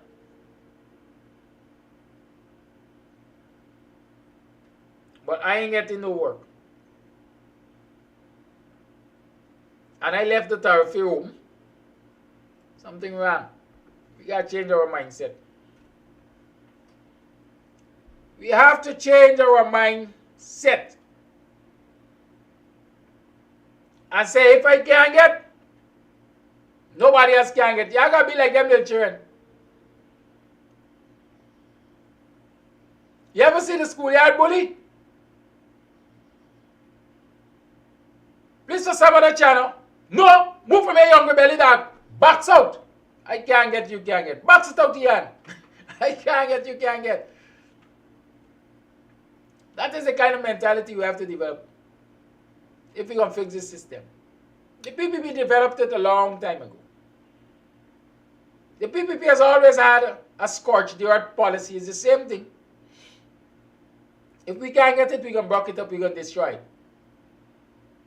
That is why when they were in opposition for all the years on the Fox Bottom and so on, they were bent on destroying the cane fields. They were bent on destroying public buildings. What do you think is a set of saints? They burnt a lot of buildings in this country and burnt a lot of canes in the country. They undermined Fox Bottom in several ways. What happened to y'all now? Go back to the history of what the PPP did to the Fox Bottom administration and learn from it. Why can't we do that? Why can't we do that? Oh, they used to like rat tails and lose them into the cane fields? All right. Good strategy, boy. We could like rat tails too. Do we need to lose them into the cane fields? Or there are other prime targets that we can lose them in? Those are just your thought processes. The PPP wrote the book on how to undermine the government because they've been doing it. We used to have our operatives drop metal pieces in the mills at Gaisuko to damage it. Oh, the PPP used to do that?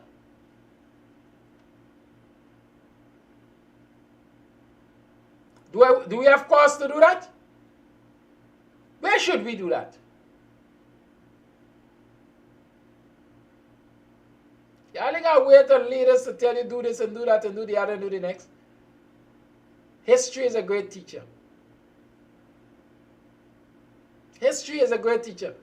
Jack Dion said, when the coalition members, ministers, and so on come into your communities, chase them out. Chase them out. Tell them they're illegitimate, they're illegal, chase them out. Do we have a similarity of situation right now? Do you consider the current administration illegitimate, illegal? So if you consider them illegitimate and illegal, and the advice given as to how to deal with representatives of an illegitimate and illegal government, the advice is already there on blueprint. What you want to do? Reinvent the wheel? Oh, Jack Dion said when government officials are illegitimate and illegal, chase them. Why we ain't chasing nobody? We embracing them with promises. We embracing them. And we encouraging them to disrespect our leaders. What's wrong with us? What's wrong with us? We dumb, we deaf, we blind? Can't we interpret what's happening in this society and can't we see it was dealt with in the past and so adapt the same strategy? Huh? Talk to me. 7 hours 56. Let me take a commercial break. And then I will come back.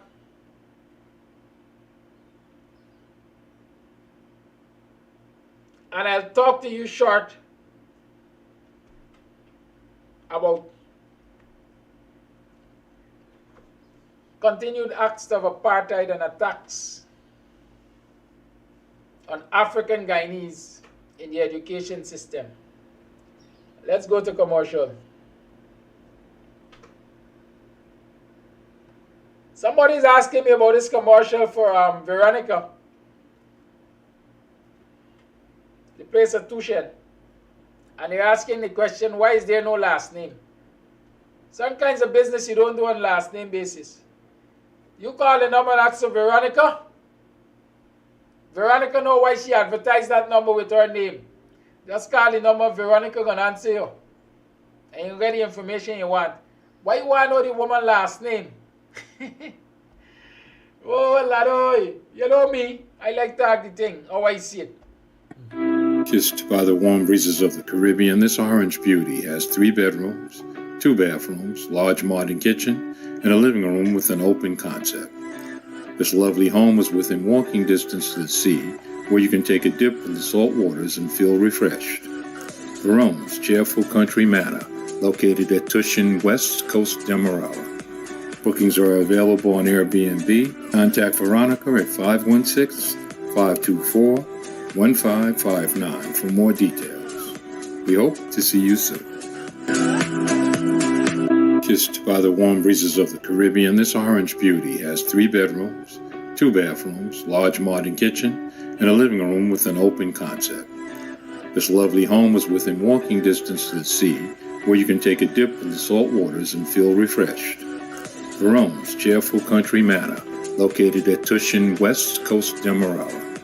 Bookings are available on Airbnb. Contact Veronica at 516-524-1559 for more details. We hope to see you soon.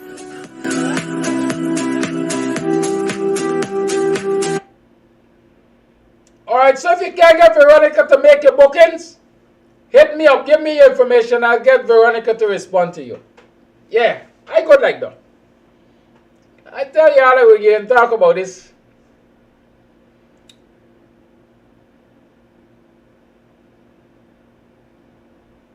We're going to talk about this apartheid system. Hey, listen. I mean, this is Hinds, Sight is 2020 vision. And looking back, Guyana has been an apartheid state for quite a while, you know. But a lot of us didn't pay attention. And so it emboldened the PPP. They keep pushing the envelope. Right? They kept pushing the envelope. And so it is a wide open story now. This is no longer secret. This is no clandestine operation.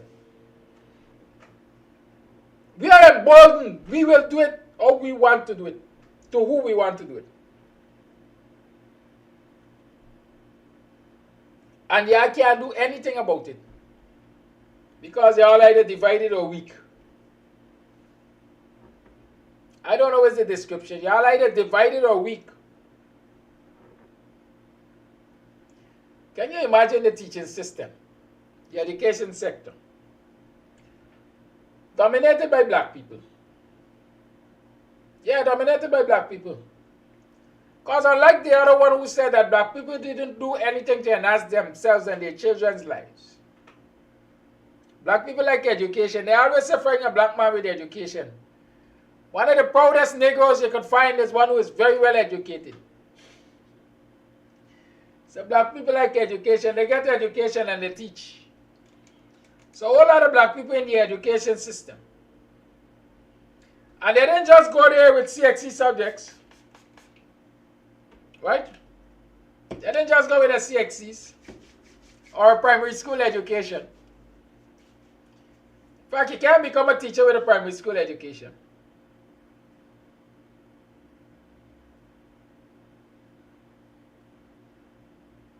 Right? Anthony Alicock is asking for a friend.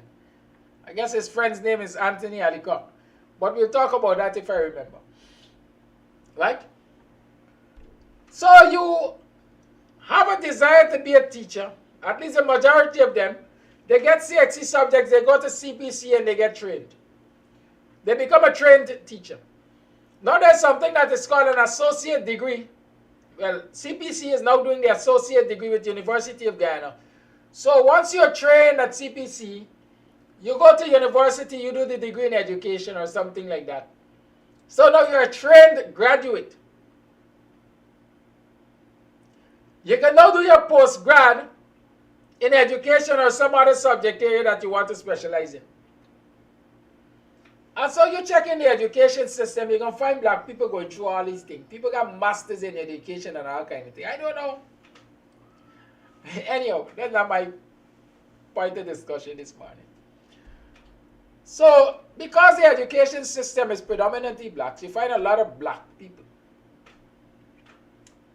African Guyanese, who have qualified and certified themselves by going through the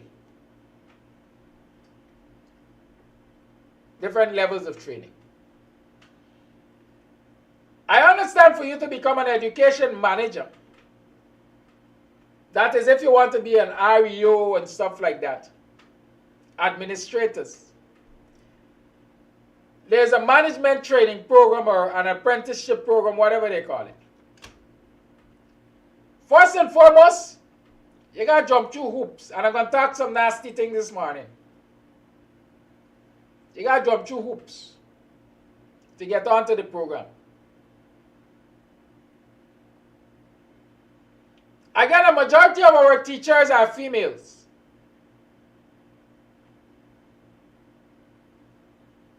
Right? But one of the persons who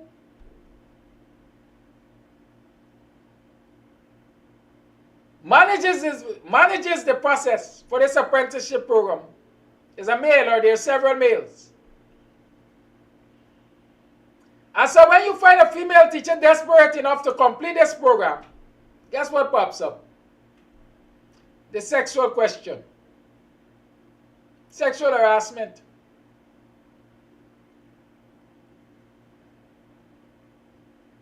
You're going to pass it? If you're going to pass it, I could get you on the program. I know there's blatant as that, but that is what it comes down to. You got to pass it up in many instances. Unless you know somebody or you're really persistent, because the number of people they will take is not infinite. And if you keep going and get turned down, and you tell yourself you're desperate enough and they see that your desperation, they get tackled. Wickedness in government offices, sexual harassment. A lot of these teachers don't want to talk about it. But it is whispered. And so I'm putting it out there. Prayer must investigate first and foremost why it is teachers are being asked for sexual favors to get onto the apprenticeship program. And I don't think it's the first time she's hearing about it. So she very well is condoning it. Y'all stop it. They are qualified people. As a matter of fact, there are people who did their postgrad in education and so naturally have covered the content of that apprenticeship program. I should be able to apply for administrative positions. But no, the cabal, the system says you must go through this apprenticeship program if you're going to be allowed to become an administrator. But to go through this apprenticeship program, you got to go through hoops. You either prepare to be a political lackey, a sexual slave, willing to spend money and bribe people, or you can't get no place.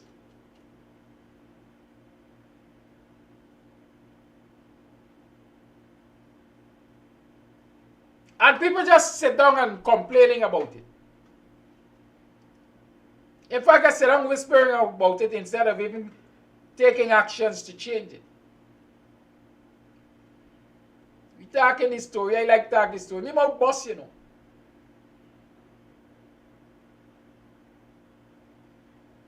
Right? They got a certain, what is he? Columnists in this country that people left, right, and center have been whispering for years. Used to demand sexual favors from students to them to get a pass grade and so on, while that columnist was lecturer. People can say this thing happening long, but nobody want to talk about it in the open. Well, me mouth bust. But you think that is all that is affecting the education sector? No. Racism and apartheid is now practiced openly. Since this cabal went into office, you know what they've been doing? Satira Gal has been plucking from classrooms. Even junior teachers of Indian ancestry and make them education administrators. So because there's a PPP lucky, you campaign for them, maybe you disappear the statutory documents in the boxes that couldn't be found. We don't like to talk about the teachers doing that. Well, I agree with you in this instance, Rhonda. A lot of teachers were part of that nonsense. All in support of the PPP. So now like it's payback time. Because we are seeing some teachers, as junior as they are being plucked from the classroom and made education officials. Despite the fact that they are way less qualified than a lot of others who have completed degrees and postgrads and so on, and applying to become education administrators and are being disallowed. They're not even being accepted on the apprenticeship program. But you gotta set a little underqualified PPP supporters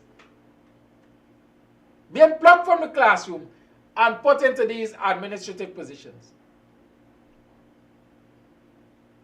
To go around as inspectors and so on and disrespect their seniors and more qualified teachers. Well, I heard the other day one of them, I think she named Pratima. I don't know if this is the right name, but let me call her Pratima. I understand she's in the education department at Region 4. Cuss out and chase out a set of teachers, senior teachers, administrators, school administrators, chase them out and tell them, not under her watch. They will not be able to represent themselves in our office. When me more boss, so I am saying in the public that Satira Gal, you must fix the apartheid system. Because quite frankly, going to McDonald, Mark Light, I don't know what y'all doing, you know. But the school term should have come to a halt already. And you know, sometimes these public officials feel they got an axe to grind with them. They feel you don't like them. Or they feel you want to embarrass them. But I don't know what the heck the union reps, the teachers, and the public servants are doing in this country. Where else can this supersession? Every part of this country is a supersession. They said Barack Jagdeo, chair and mother, superseded some senior doctor at the Georgetown Hospital. Yes, Barack Jagdeo got chair and mother. So he's not a eunuch like all y'all always say. He got chair and mother. Y'all watching him too? Huh? Barack Jagdeo, chair and mother, superseded seniors at the Georgetown Hospital. Y'all gonna see which was the last promoted doctor y'all might know is who. At least it gotta be a woman. I said chair and mother. Go do your own investigation, don't ask me nothing. I know. Okay? Everywhere you twist and turn, somebody's superseding somebody. In the police force, a man with a drill officer's certificate supersedes a man with a master's degree.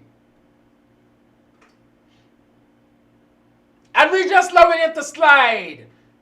Like the Guyanese society sliding.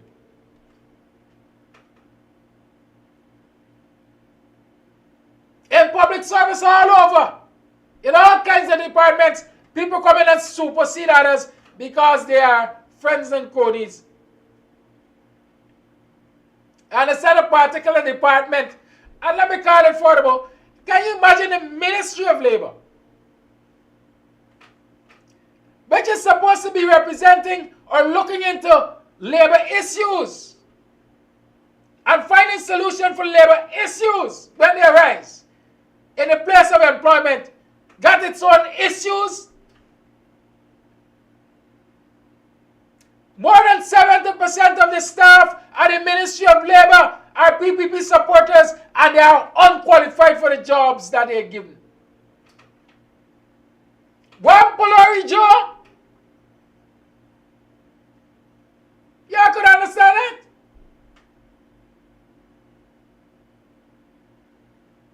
But people only whispering. They're on a whisper campaign. Well, me, my boss. And it's funny, you know. It's very funny. Everybody calling Kams TV, everybody calling 6225933 to whisper. Because here, when they don't talk to me, let's say the calling program is at the wrong X time. Sorry, I won't be able to call in. They're either going to work, they got to carry their grandchild to school, they frightened the name go there. But this bus mount man must represent them. Let them come in on the picket line, as you can see. But you know what? For the love of people and country, I'm going to open the bus mouth. Because this nonsense can't continue.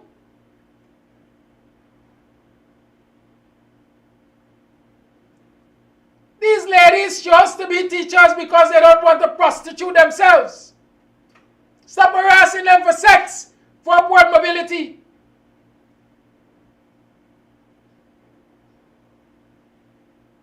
It ain't right. Let the boot go on another foot. You want somebody to harass your wife for little sex because she wants to be promoted on a job for which she is duly qualified?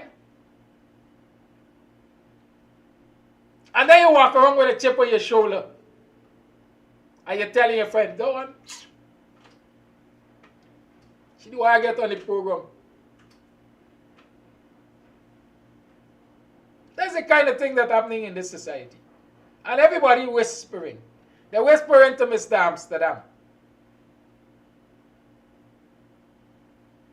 Because if they go to the union, they don't expect anything to come out of it. If they go to the workers' representative, they don't expect anything to come out of it. Because the workers' representatives themselves are compromised. Some of them asking for the same sexual favors to represent the people who pay them. What baloney? Lines are open. 60 minutes past 8.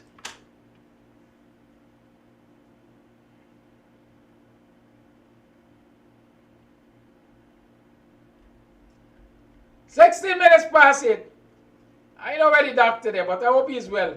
I'm going to talk to him at some point in the day and give you all an update. Y'all fine for Carl? Y'all don't want to prepare your voice.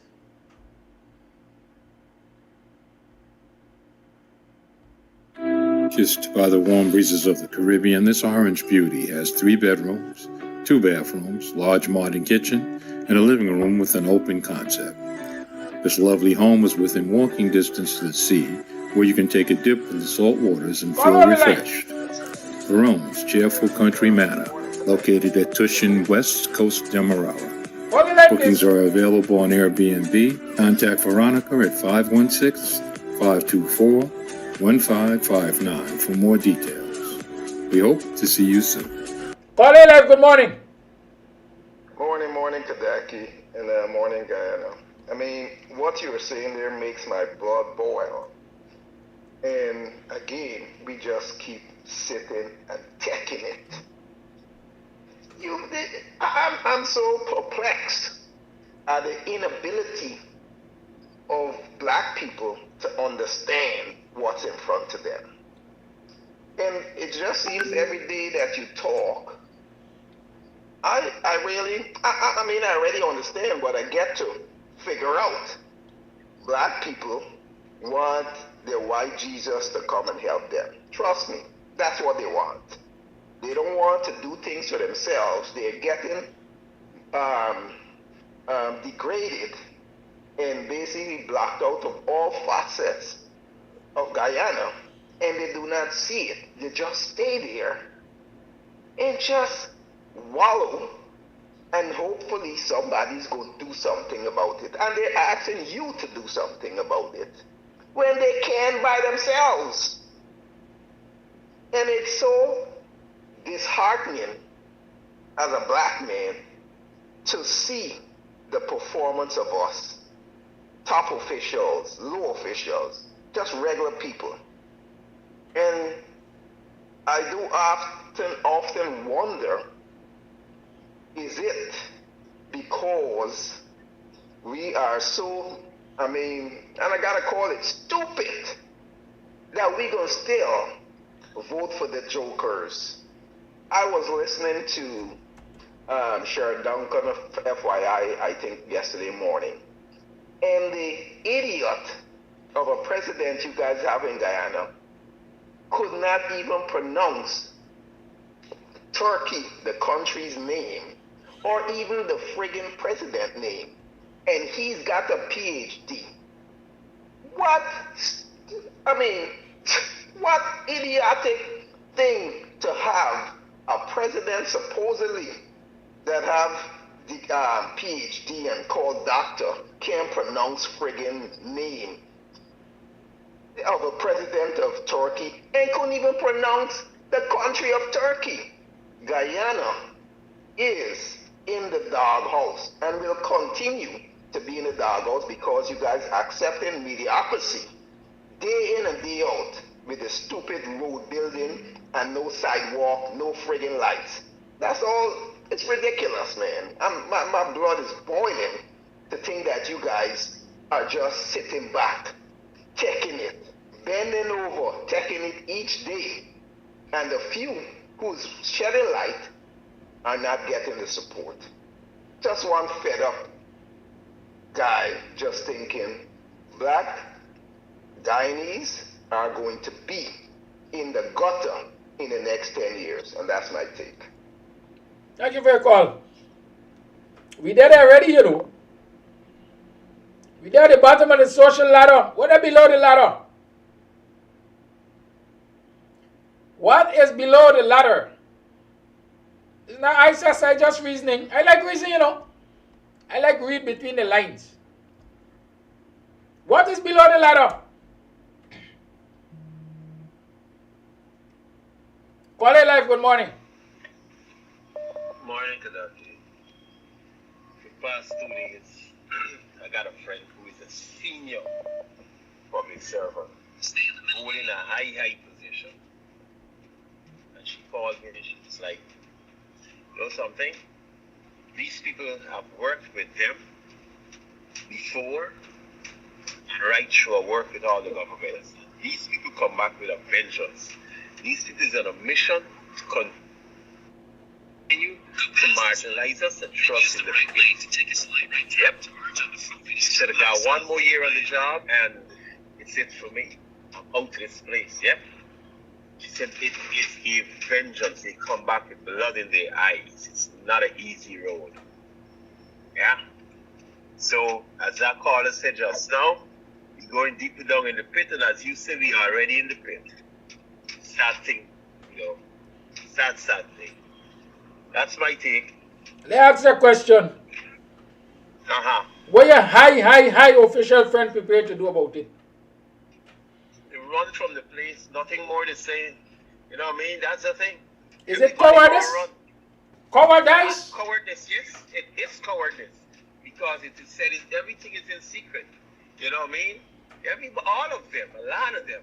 You mean to tell me nothing that is, what should I say? Nothing that is damaging to this wicked and apartheid government comes across the desk of this high official? Nothing? You know what I said to them?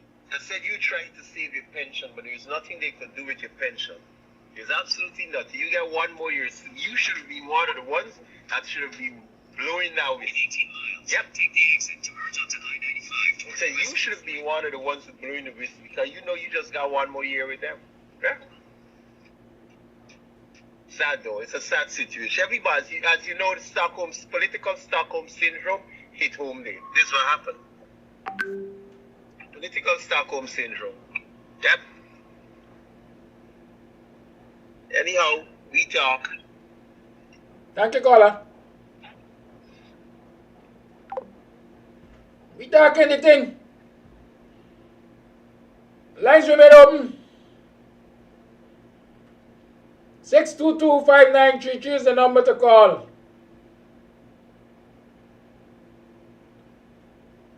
I'm looking for voice notes. I ain't find any. Call A Live, good morning. Good morning, Brother Kadaki. Good morning to all the viewers and listeners. Sorry you talk about superseding this morning. That is a situation that has started from the top up, the bottom down, everything. And it's been going on for a while. Even and it's gone as far as the judicial system being superseded by ordinary government officials and ranks in the police force. I remember when Christopher Jones' house was raided, there was a so-called raid to Christopher Jones' house. And when a judgment was made, I can't for the raid to be stopped or whatever, and an ordinary police rank, I think it was either assistant superintendent or something like that. But he superseded the judge's order because he did not carry out his order. He did not stop what they were doing. They broke into the man's house and all these things. And we see also in ways where the Chief Justice would have made judgment against member of parliaments on the government side, and those judgments wouldn't adhere to.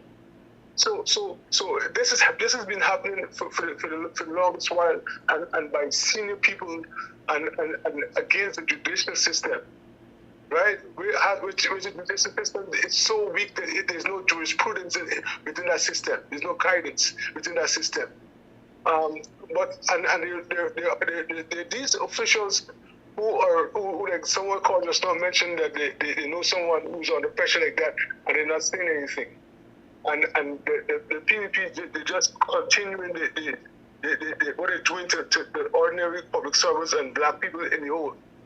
But the thing is that they say pressure is bust pipe, right? And how I see this happening is that somebody's pipe is going to burst. So some pipe is going to burst somehow, sometime, and that person may flare. And that may cause a flare, but everything may blow.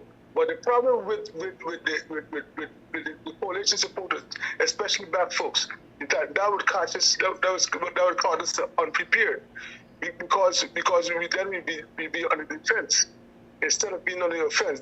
And we're supposed to be on the offense right now, but we're not, because we're sitting there taking all sorts of things against us, and we're not doing anything. We're keeping quiet because we tell ourselves we don't want to be marginalized, which we already are, and all these things.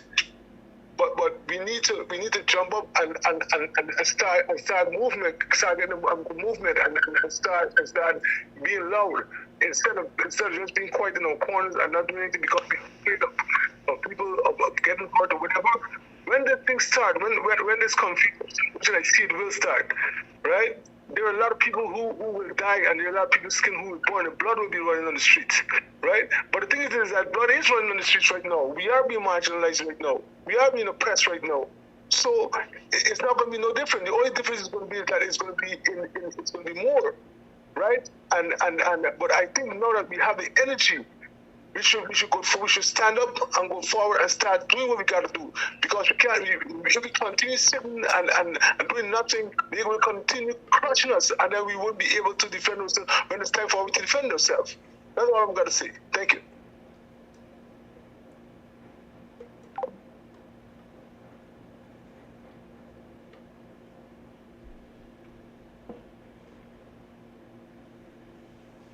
The lines remain open. 622-5933 is the number to call. Call and let's talk the thing. Listen, we're going out there 3 o'clock today. I want some flyers.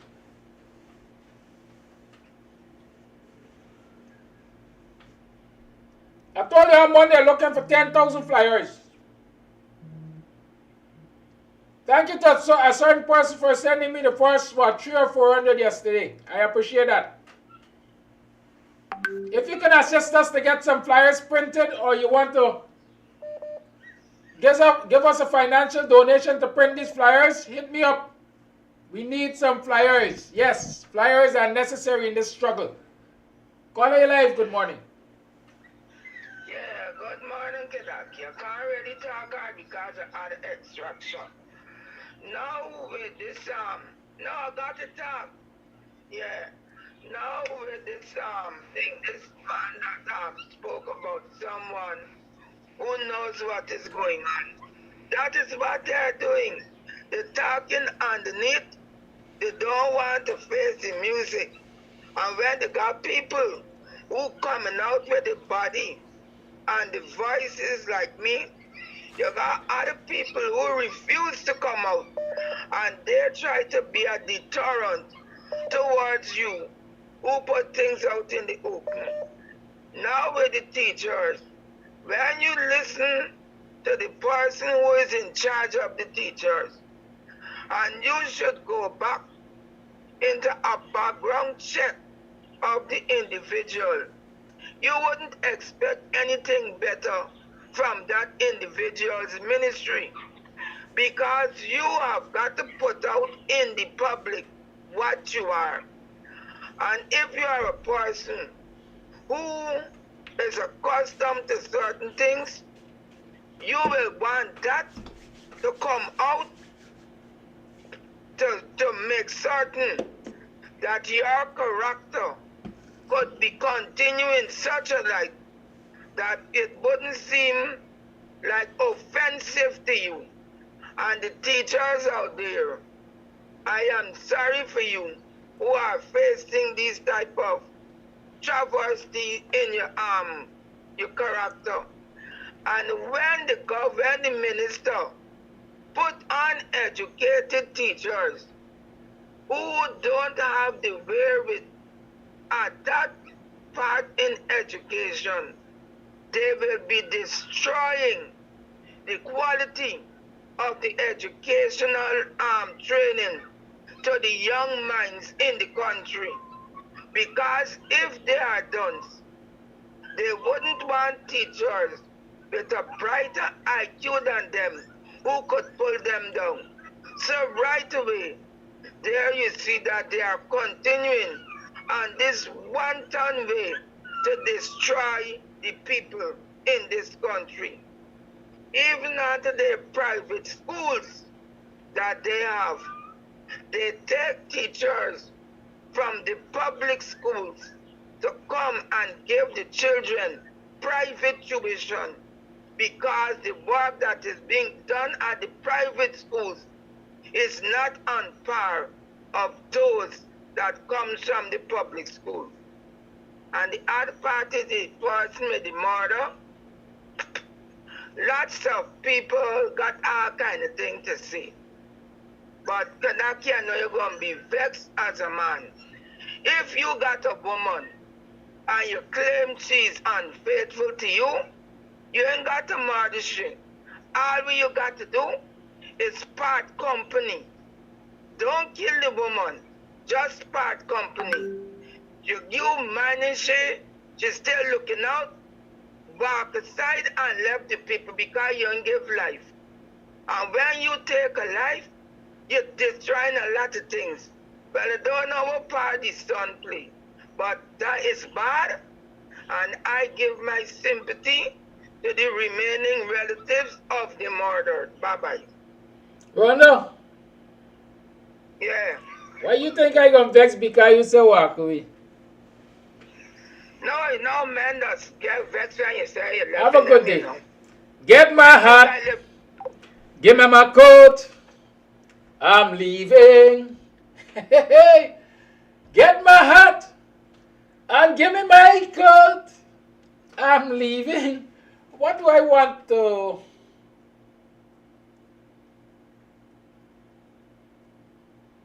Why do I want to gamble my freedom in a situation like that for? Huh? Me ain't killing nobody, me ain't knocking nobody, me ain't touching nobody. What happened? There's a one girl banner that I can't walk away. Sometimes I got bigger and better fishes out there. But like I said, we need some serious social services in the society to have to address a lot of these issues. Right? A lot of people are not enlightened enough. I remember Desiree Simmons, call her on the line. I got you. I remember on my Saturday program we were talking and, crap talk as usual. I will always remember Desiree Simmons said the problem with Caribbean men is that they take sex too seriously. Call her live, good morning. Good morning, Kadaki. And I'm going to be saying it for the umpteenth time. Just as we've been hearing before, if all the food is placed on the table and only a handful is getting the food, the best thing to do is to kick the table down so nobody gets. I made that inference to say that since the Indians are the ones, a handful of them are getting everything from the Guyana patronage, and they are the ones who have all the buildings that are skyrocketing in Georgetown and elsewhere and its environs, you need to hit them where it hurts the most. Take down a few of those buildings. Be strategic. Take a few on Regent Street. Take a few on Water Street. Go to Kams Street. Go to the various places and you take down a few buildings. Then you will see the full feelings of those who have been getting all what they want.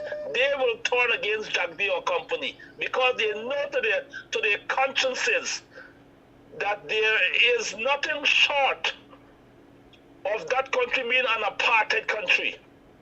They are doing black people anything possible that comes to mind.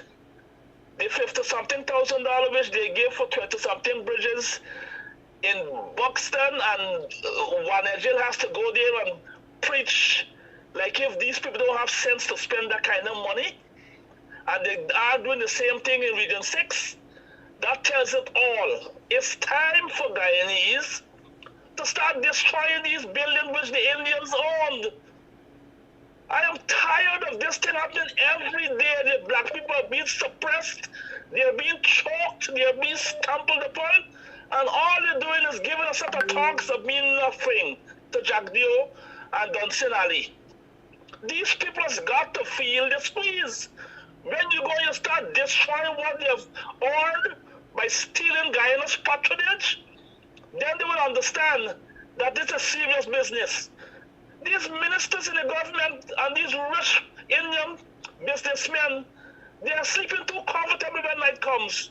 It's time they sleep with one eye open and studying what will happen next.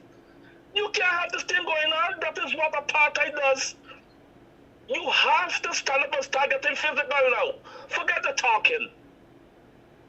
If we can't eat, you can't eat. Guyana is not for one race. And the Dunsin one went to the UN and talk a sort of BS that further embarrass this country. People look at them and want to know how they ask this man is an acclaimed PhD or a president of a country and can't even pronounce the word Turkey. Oh my Christ, that was so embarrassing. But let's get back to the local scene. Something has got to be done. As the man said, pressures must pipe. Yes, it does. But what more are Guyanese waiting for the whole place to get flooded? When pipe bursts, it floods. What were you waiting for? Enough flooding is taking place. And the only people who are drugging this guy is black people. Let them get the act together, take them to some buildings about the place. And then you'll see the same Indians who the cabal are pushing will turn against them because they know to the core that the PPP racist apartheid government is injudicious against black people. And I can't understand. Lives will have to be lost. Yes, Hickens and company, they have family too. Branham got family. Caesar got family. How many of them would turn against the people for a handful of Indians? How many of them would do it? Something that'll be done, man. This talking thing got to stop. I say no more, Kadaki. You have a wonderful day. This caller sounds like an anarchist. I will not sit there and say destroy people's property. I will say challenge the system. Buck the system. Right? Buck the system. If you believe that businessman over there is supporting this apartheid, give him some apartheid treatment. Boycott his ass. Boycott him. Don't spend your money there. Value your black dollar. But I won't sit there and tell people destroy other people's property. I ain't gonna sit there and tell anybody more than nobody. Right? That man sound like the anarchist. You must know what he's talking about. I don't. Caller, you're live. Good morning. Hi, good morning. Good morning, Kadaki. Good morning to you, Candy. Yes. I want to know what's going on with this PPP government, man. This PPP government take the ice past these people, the Guyanese people and the black people especially. And in Granger time, we never used to have all these tribulations and all these upside down and all these wrongdoing. These people are real ridiculous, Kadaki. Won't you say so? I've been saying so all the time. They don't have, oh my God, they're saying that they don't have, they're not practicing apartheid, right? But we're seeing it every day because they're treating the black people like the black people are nobody. And then there's Freddie Kissoon and critics and all of these other cronies what they have out there bumping their gum up and talking a bundle of crap and a set of lies. And Nandalal is the biggest liar. I sat and watched his show last night. I want to cuff my TV down, you know. Honest to God, I want to cuff my TV down because everything that comes out of this man's mouth is lies. Every single thing. You know what they're doing? They're doing a flip side, you know. Because everything that they do identical to what they did, all the shitty things that they do, identical, very identical. They're turning this thing around and saying it's the APNU that's doing these things. And this president, this Air Flap Ali, I think he needs to go back to kindergarten school. And I feel if I take this presidency here, I will do better than him because this man can't even pronounce a word properly. Kenya? Where is Kenya? And Barrett Jagdeo is another numbskull and a bastard. We need to get them out of there. Barrett Jagdeo is a next damn pathological liar. Because he sit there and talk a bundle of crap to when he gets ready. And I must say kudos to Amanza.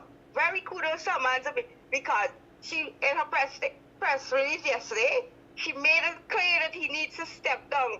And the president, Flapper, need to grow some balls and get this man suspended and let the investigation go on because this is nonsense. This is nonsense and ridiculously they're doing these things here just to provoke these people. And if it was the other way around, Kadaki, you know what would have happened. Right? Nobody can protest now. So it's like Barrett Jagdeo, Efranadi, and the entire stinking, wicked, dirty PPP cabal own this country and own everything in Guyana. So the people in Guyana don't have no say, they have no rights, they have no meaning in life anymore. They cannot stand up for their own rights as well. People can't even have a proper house to live in or a piece of land to live on, but the foreigners are them coming in and benefiting from this country tremendously. And Barra Jagdev and Efra Ali sitting down there and blatantly lying to the Guyanese people. You know what I mean? They lie to the Guyanese people every day. And you know, in grains of time, that 5 years, Kadaki, was the best 5 years of peace, calm, and nice living. You know what I mean? People could have walked very safely in the street. Look at what's going on in the country now. It's like every day you turn around, somebody dies, somebody kills somebody, somebody doing some wrong thing, somebody. It's upside down, and it's very much ridiculous. I can't see how we can survive another 3 years with this problem going on here, and nobody's not doing anything about it. That's what I'm saying. We need some more stern protesters, man. We need some stern protesters. You know what I mean? Granger had a stringent policy, yes, but what the PPP is doing right now, they're trying to divide and conquer.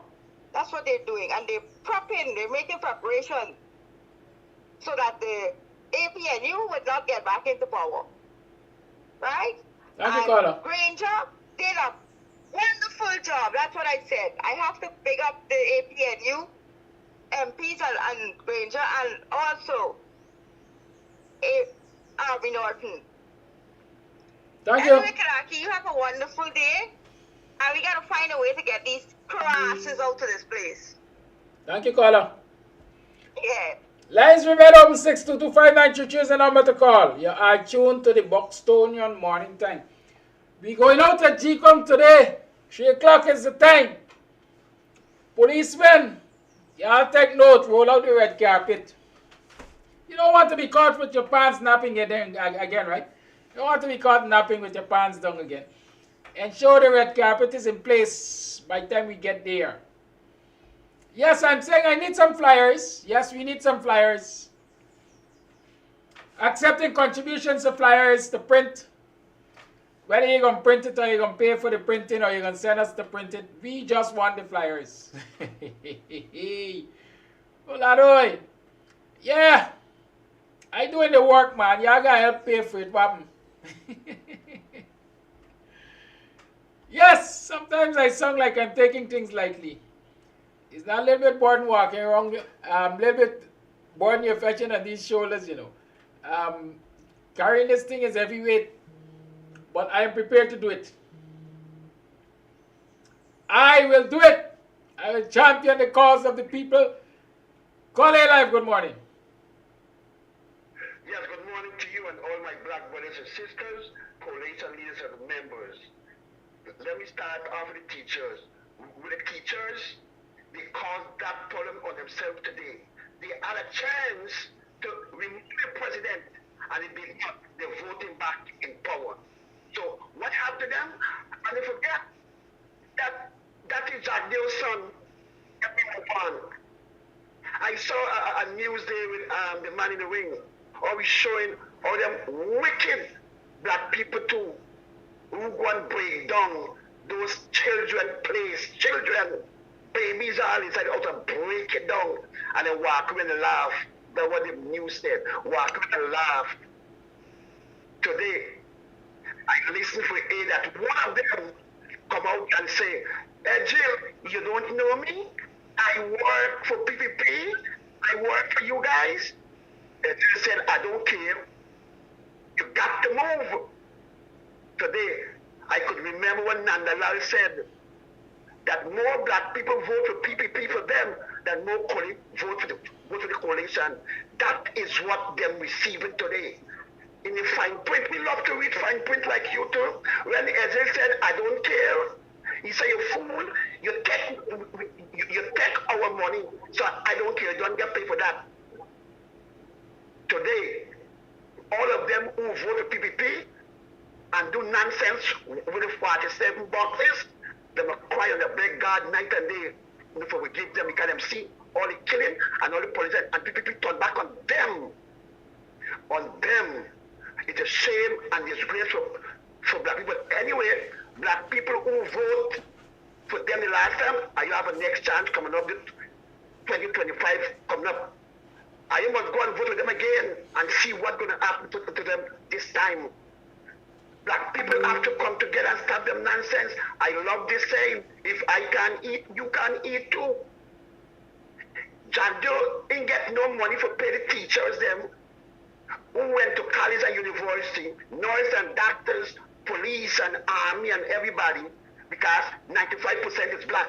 But they find money to give Cody fisherman when you work sometimes and you never fishing.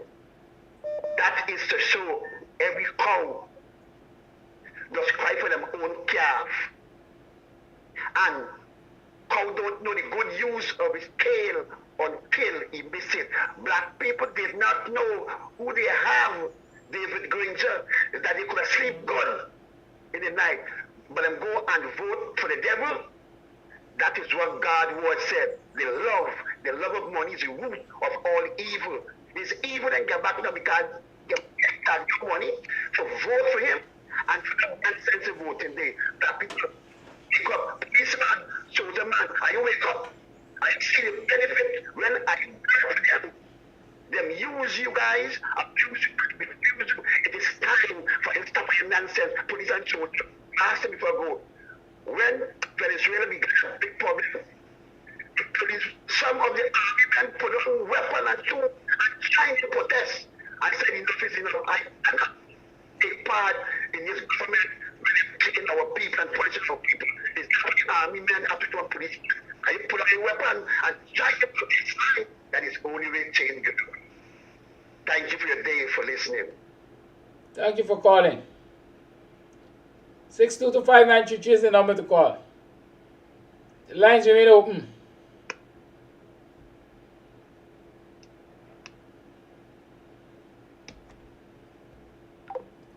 Call and let me talk the things.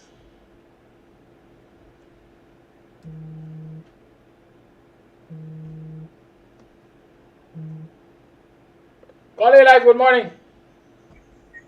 Yes, good morning, Mr. Amsterdam.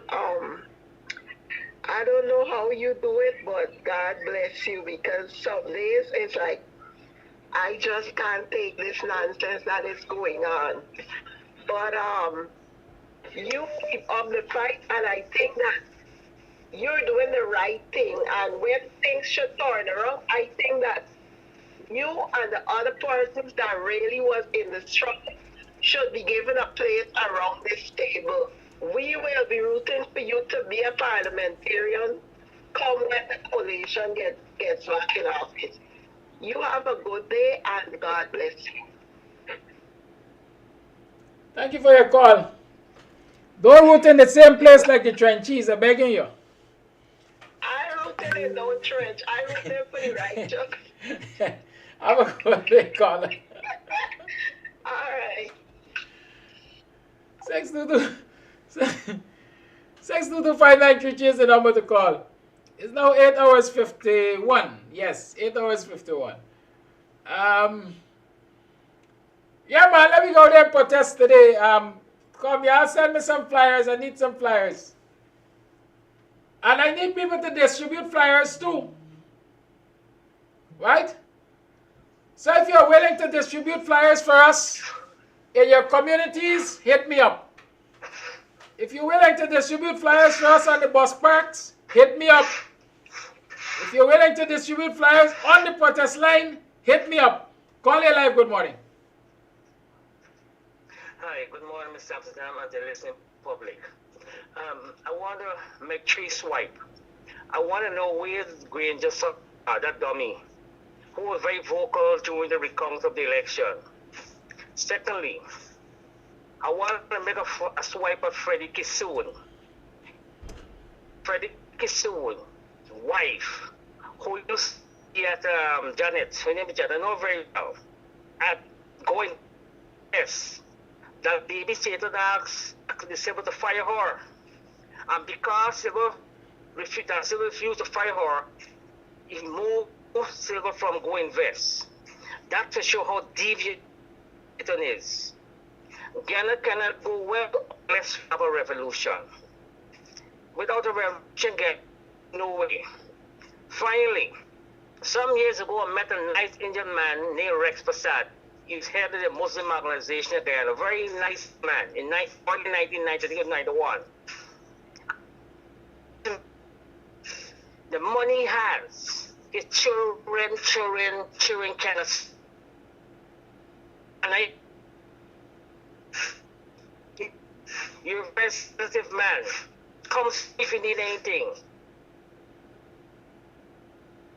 Him. The point of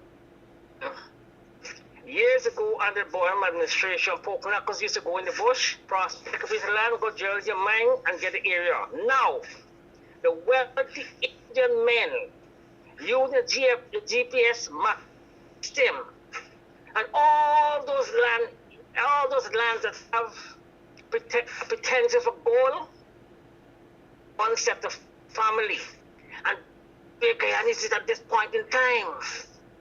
Guyana cannot get better until the revolution lies. And to the house slaves who go about pampersetting, I want to remind you, your children would have no place in Guyana because the ceiling would be high as the sky and it will be unreachable. Thank you very much. Have a great day, sir. Thank you for your call. Lines remain open, 62259. Churches and number to call, 6 minutes to the 9 o'clock hour. You tune to the BUXTONIAN morning time. Claudette saying, must go. Compromise the officials. Must go. The biased judge must go. Clean the list or no elections. Y'all get familiar with these chants. These are the chants we're using in front of GCOM. Get familiar with these chants. Claudette saying, must go. Compromise the officials. Must go. The biased judge must go. Clean the list or no elections. Y'all get familiar with these chants. I'm serious. Come join me this afternoon at GCOM 3 o'clock. Also, like I'm asking, I need some flyers. If you can have them printed for us, fine by me. If you want to send us a financial donation to print flyers, fine by me. But flyers alone don't do it. We got to get bodies. So we want some people to help distribute these flyers in communities, by the bus parks, wherever people gather. We would like some folks to assist in distributing these flyers, getting it out there and so on. Right? And those of you who are coming to the protest, somebody can volunteer to distribute on the buses and passers-by, vehicles and passers-by and so on, while we're protesting. Good. This is a movement. And so all of us have to play our part. No, I'm not talking about 5-man protest. Small acts. Brings down big tree. And say, must ask yourself, what will your legacy be at the end of this period? People talking about elections in 5 years, or elections in 3 years, 2025. I would like to see an election before 2025. It's possible, you know. But even if you were to wait for an election in 2025, what guarantees you have that it will make any difference in your life?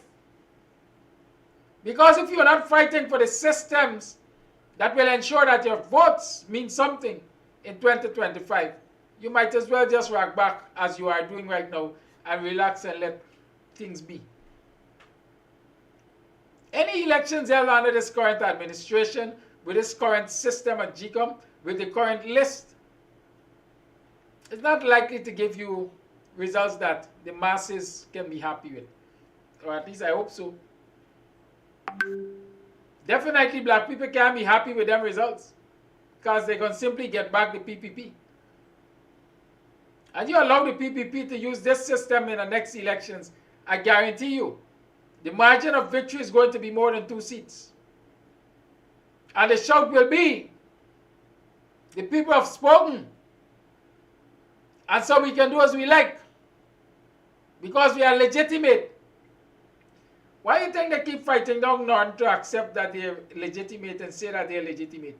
They want legitimacy to put more licks in your tails. They want legitimacy to say the people have spoken. And we are governing according to the will of the people. Because the people are sitting back and allowing us to do as we like. So y'all could choose to sit down for the next 3 years. And don't do anything. And wait until the announcement of elections to check the voters list. To ensure your name is on the voters list. To demand that the voters list be clean.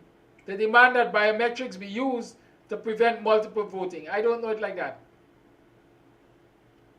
I don't know it like that. You have to plan, organize, influence, and control. You got to lay a foundation if you're going to build. Start doing what is necessary now. Start doing what is necessary now. I know the impact. I can tell you the impact. I'm not scared or disappointed with the small numbers. I would like to see more people. But I know the impact of the small numbers. We are getting work done. Join us. Voice note. Good morning, Kadaki and listeners. Kadaki, you can chant till you lose your voice. Nothing is going to happen there. There ain't going nowhere without a revolution. If they don't have a revolution, nothing can change. But I agree, if there's no revolution, there's no change, because revolution means change. How about that? I don't want y'all come and tell me nothing not going to happen. Don't come and tell me nothing going to happen. The Rastaman said, burn a doubt mouth. Burn a doubt mouth. We have to stop putting a spirit of defeat in people's mind. Nothing ain't going to happen. Oh, a lot has been happening. You know what it is to cordon off a block 3 days of the week for at least 2 hours? This is 2 consecutive weeks. Do you know what it is? Things are happening. Do you know what it is? To cause people to use the back gate when they are accustomed to using the front gate? Reflect on your ancestors. Black people couldn't go into buildings except through the back gate or back door. Certain buildings. Because they were seen as lower. Now these very people who see themselves as high, they run through back doors and back gates. Nothing is happening. A whole lot happening. You ain't seeing it happen. Or you're not realizing that it is happening. Stop putting doubt in people's minds. Things are happening. More people are being made aware. You know what it is? For staffers to leave their offices at GCOM to come in front to listen, to find out what them people saying out there about Claudette. It's going to be a point of discussion. It might be a whisper campaign. You hear what I say? Claudette compromise. You hear what I say? Claudette bias. You hear what I ask you? What going to be your legacy? All of us are concerned about our legacy. What will be Claudette's legacy? Things happening. Caller, you're live. Good morning.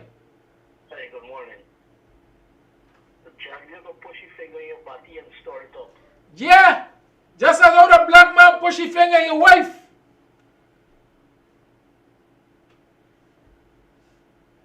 The lights. The lights. Oh, Lord. Listen.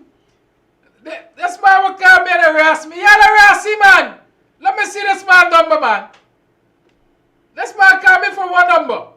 Wait. This man want a problem? 628 9463. This man really want a problem?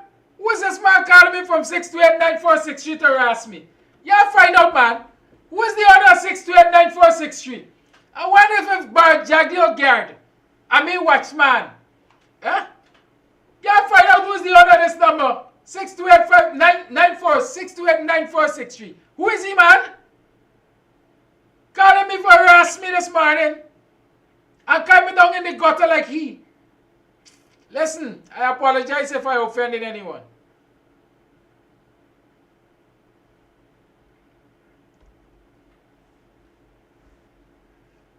It's now 2 minutes past the 9 o'clock hour.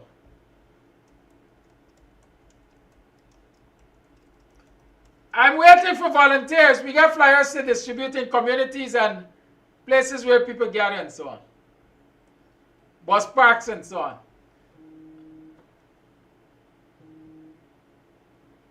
Call it live, good morning.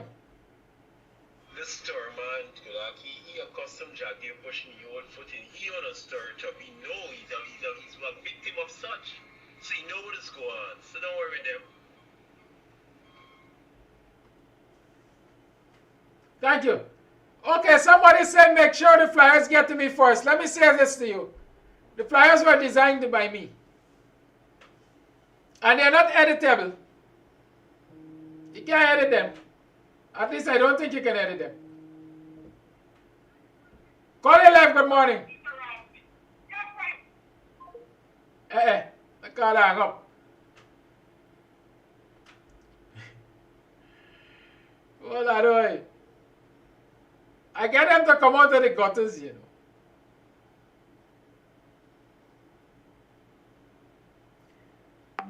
Yes, if you're driving past GCOM and you see protesters, you can honk your horn as a show of support. Yes, you can do that. Honk your horn as a show of support. We can do things, man. Things can happen. I don't worry them. They want to put doubt in your mind.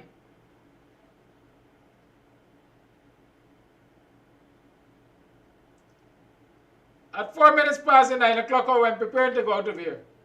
If you have a voice note or a call you want to make it now.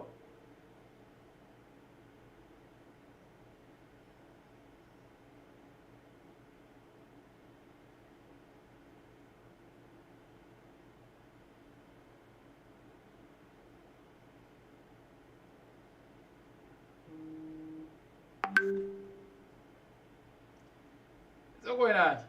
This one ring I get in now. Like they're walking upon me. Anyhow, it's time for me to take my leave.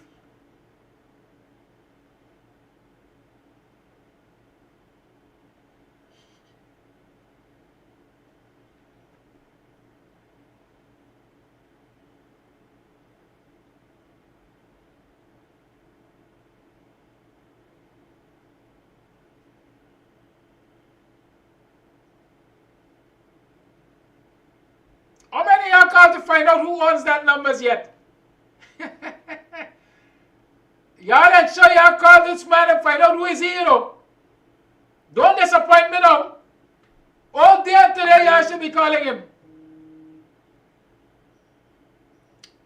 All day today y'all should be calling this man. I want to know who is he.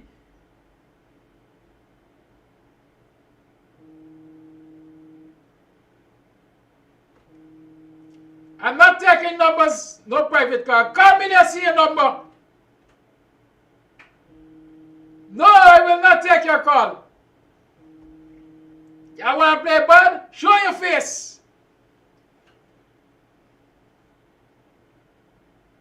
Let me do it like that. Good. Show your face. Call A Live, good morning. Call A Live, good morning. When they're ready for me. Y'all don't use up a couple seconds that left wastefully. You like to put up the number on your screen there. Put up the number on your screen so people could see it there. I ain't putting up no number, but you have the number ready? Check on the live chat, you're going to see the number. Call A Live, good morning. Hello? Good morning, caller. Yeah. You see the man that use the money for campaign? He paying out his supporters and the money for vote free. You know he ain't ready yet. Him to the fishermen and will get the money, not for them now go fishing boat. I got you. Yeah.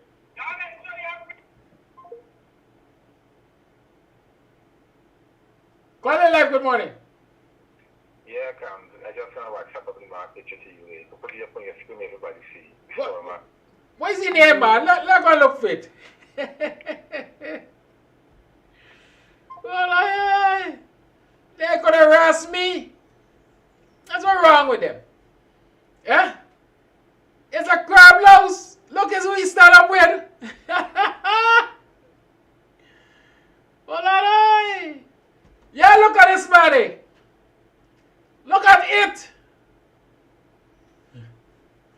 Look at it.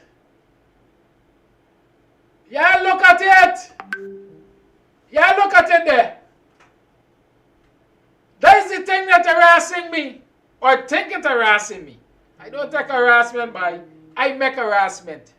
Yeah, look at it.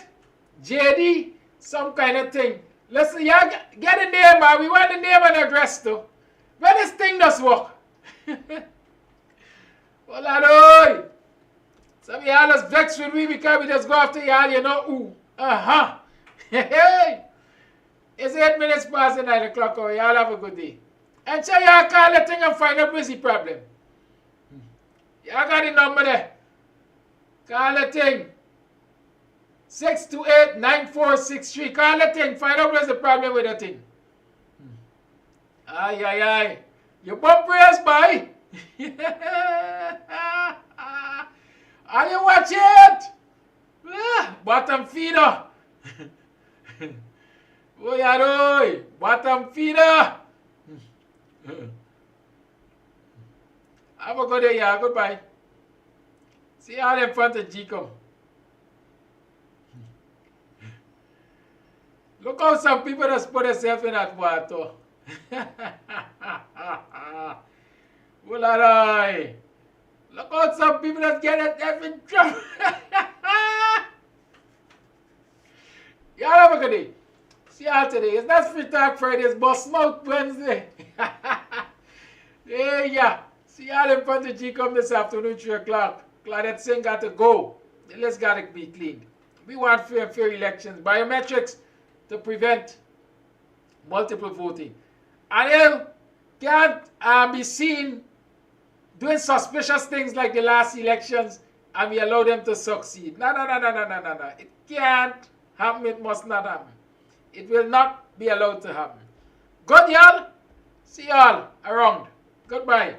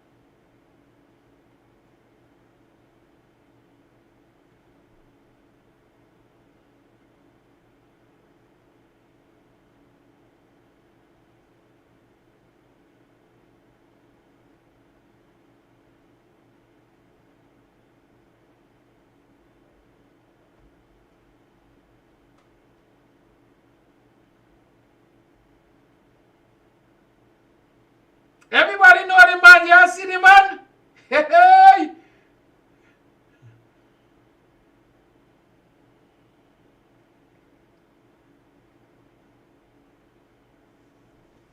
I know the man. You know the man. We know the man. Everybody know the man. Hey. Are you watch him there? Calling to harass me. Why I good looking to you? The female family members will be proud to be associated. Hey, bye-bye.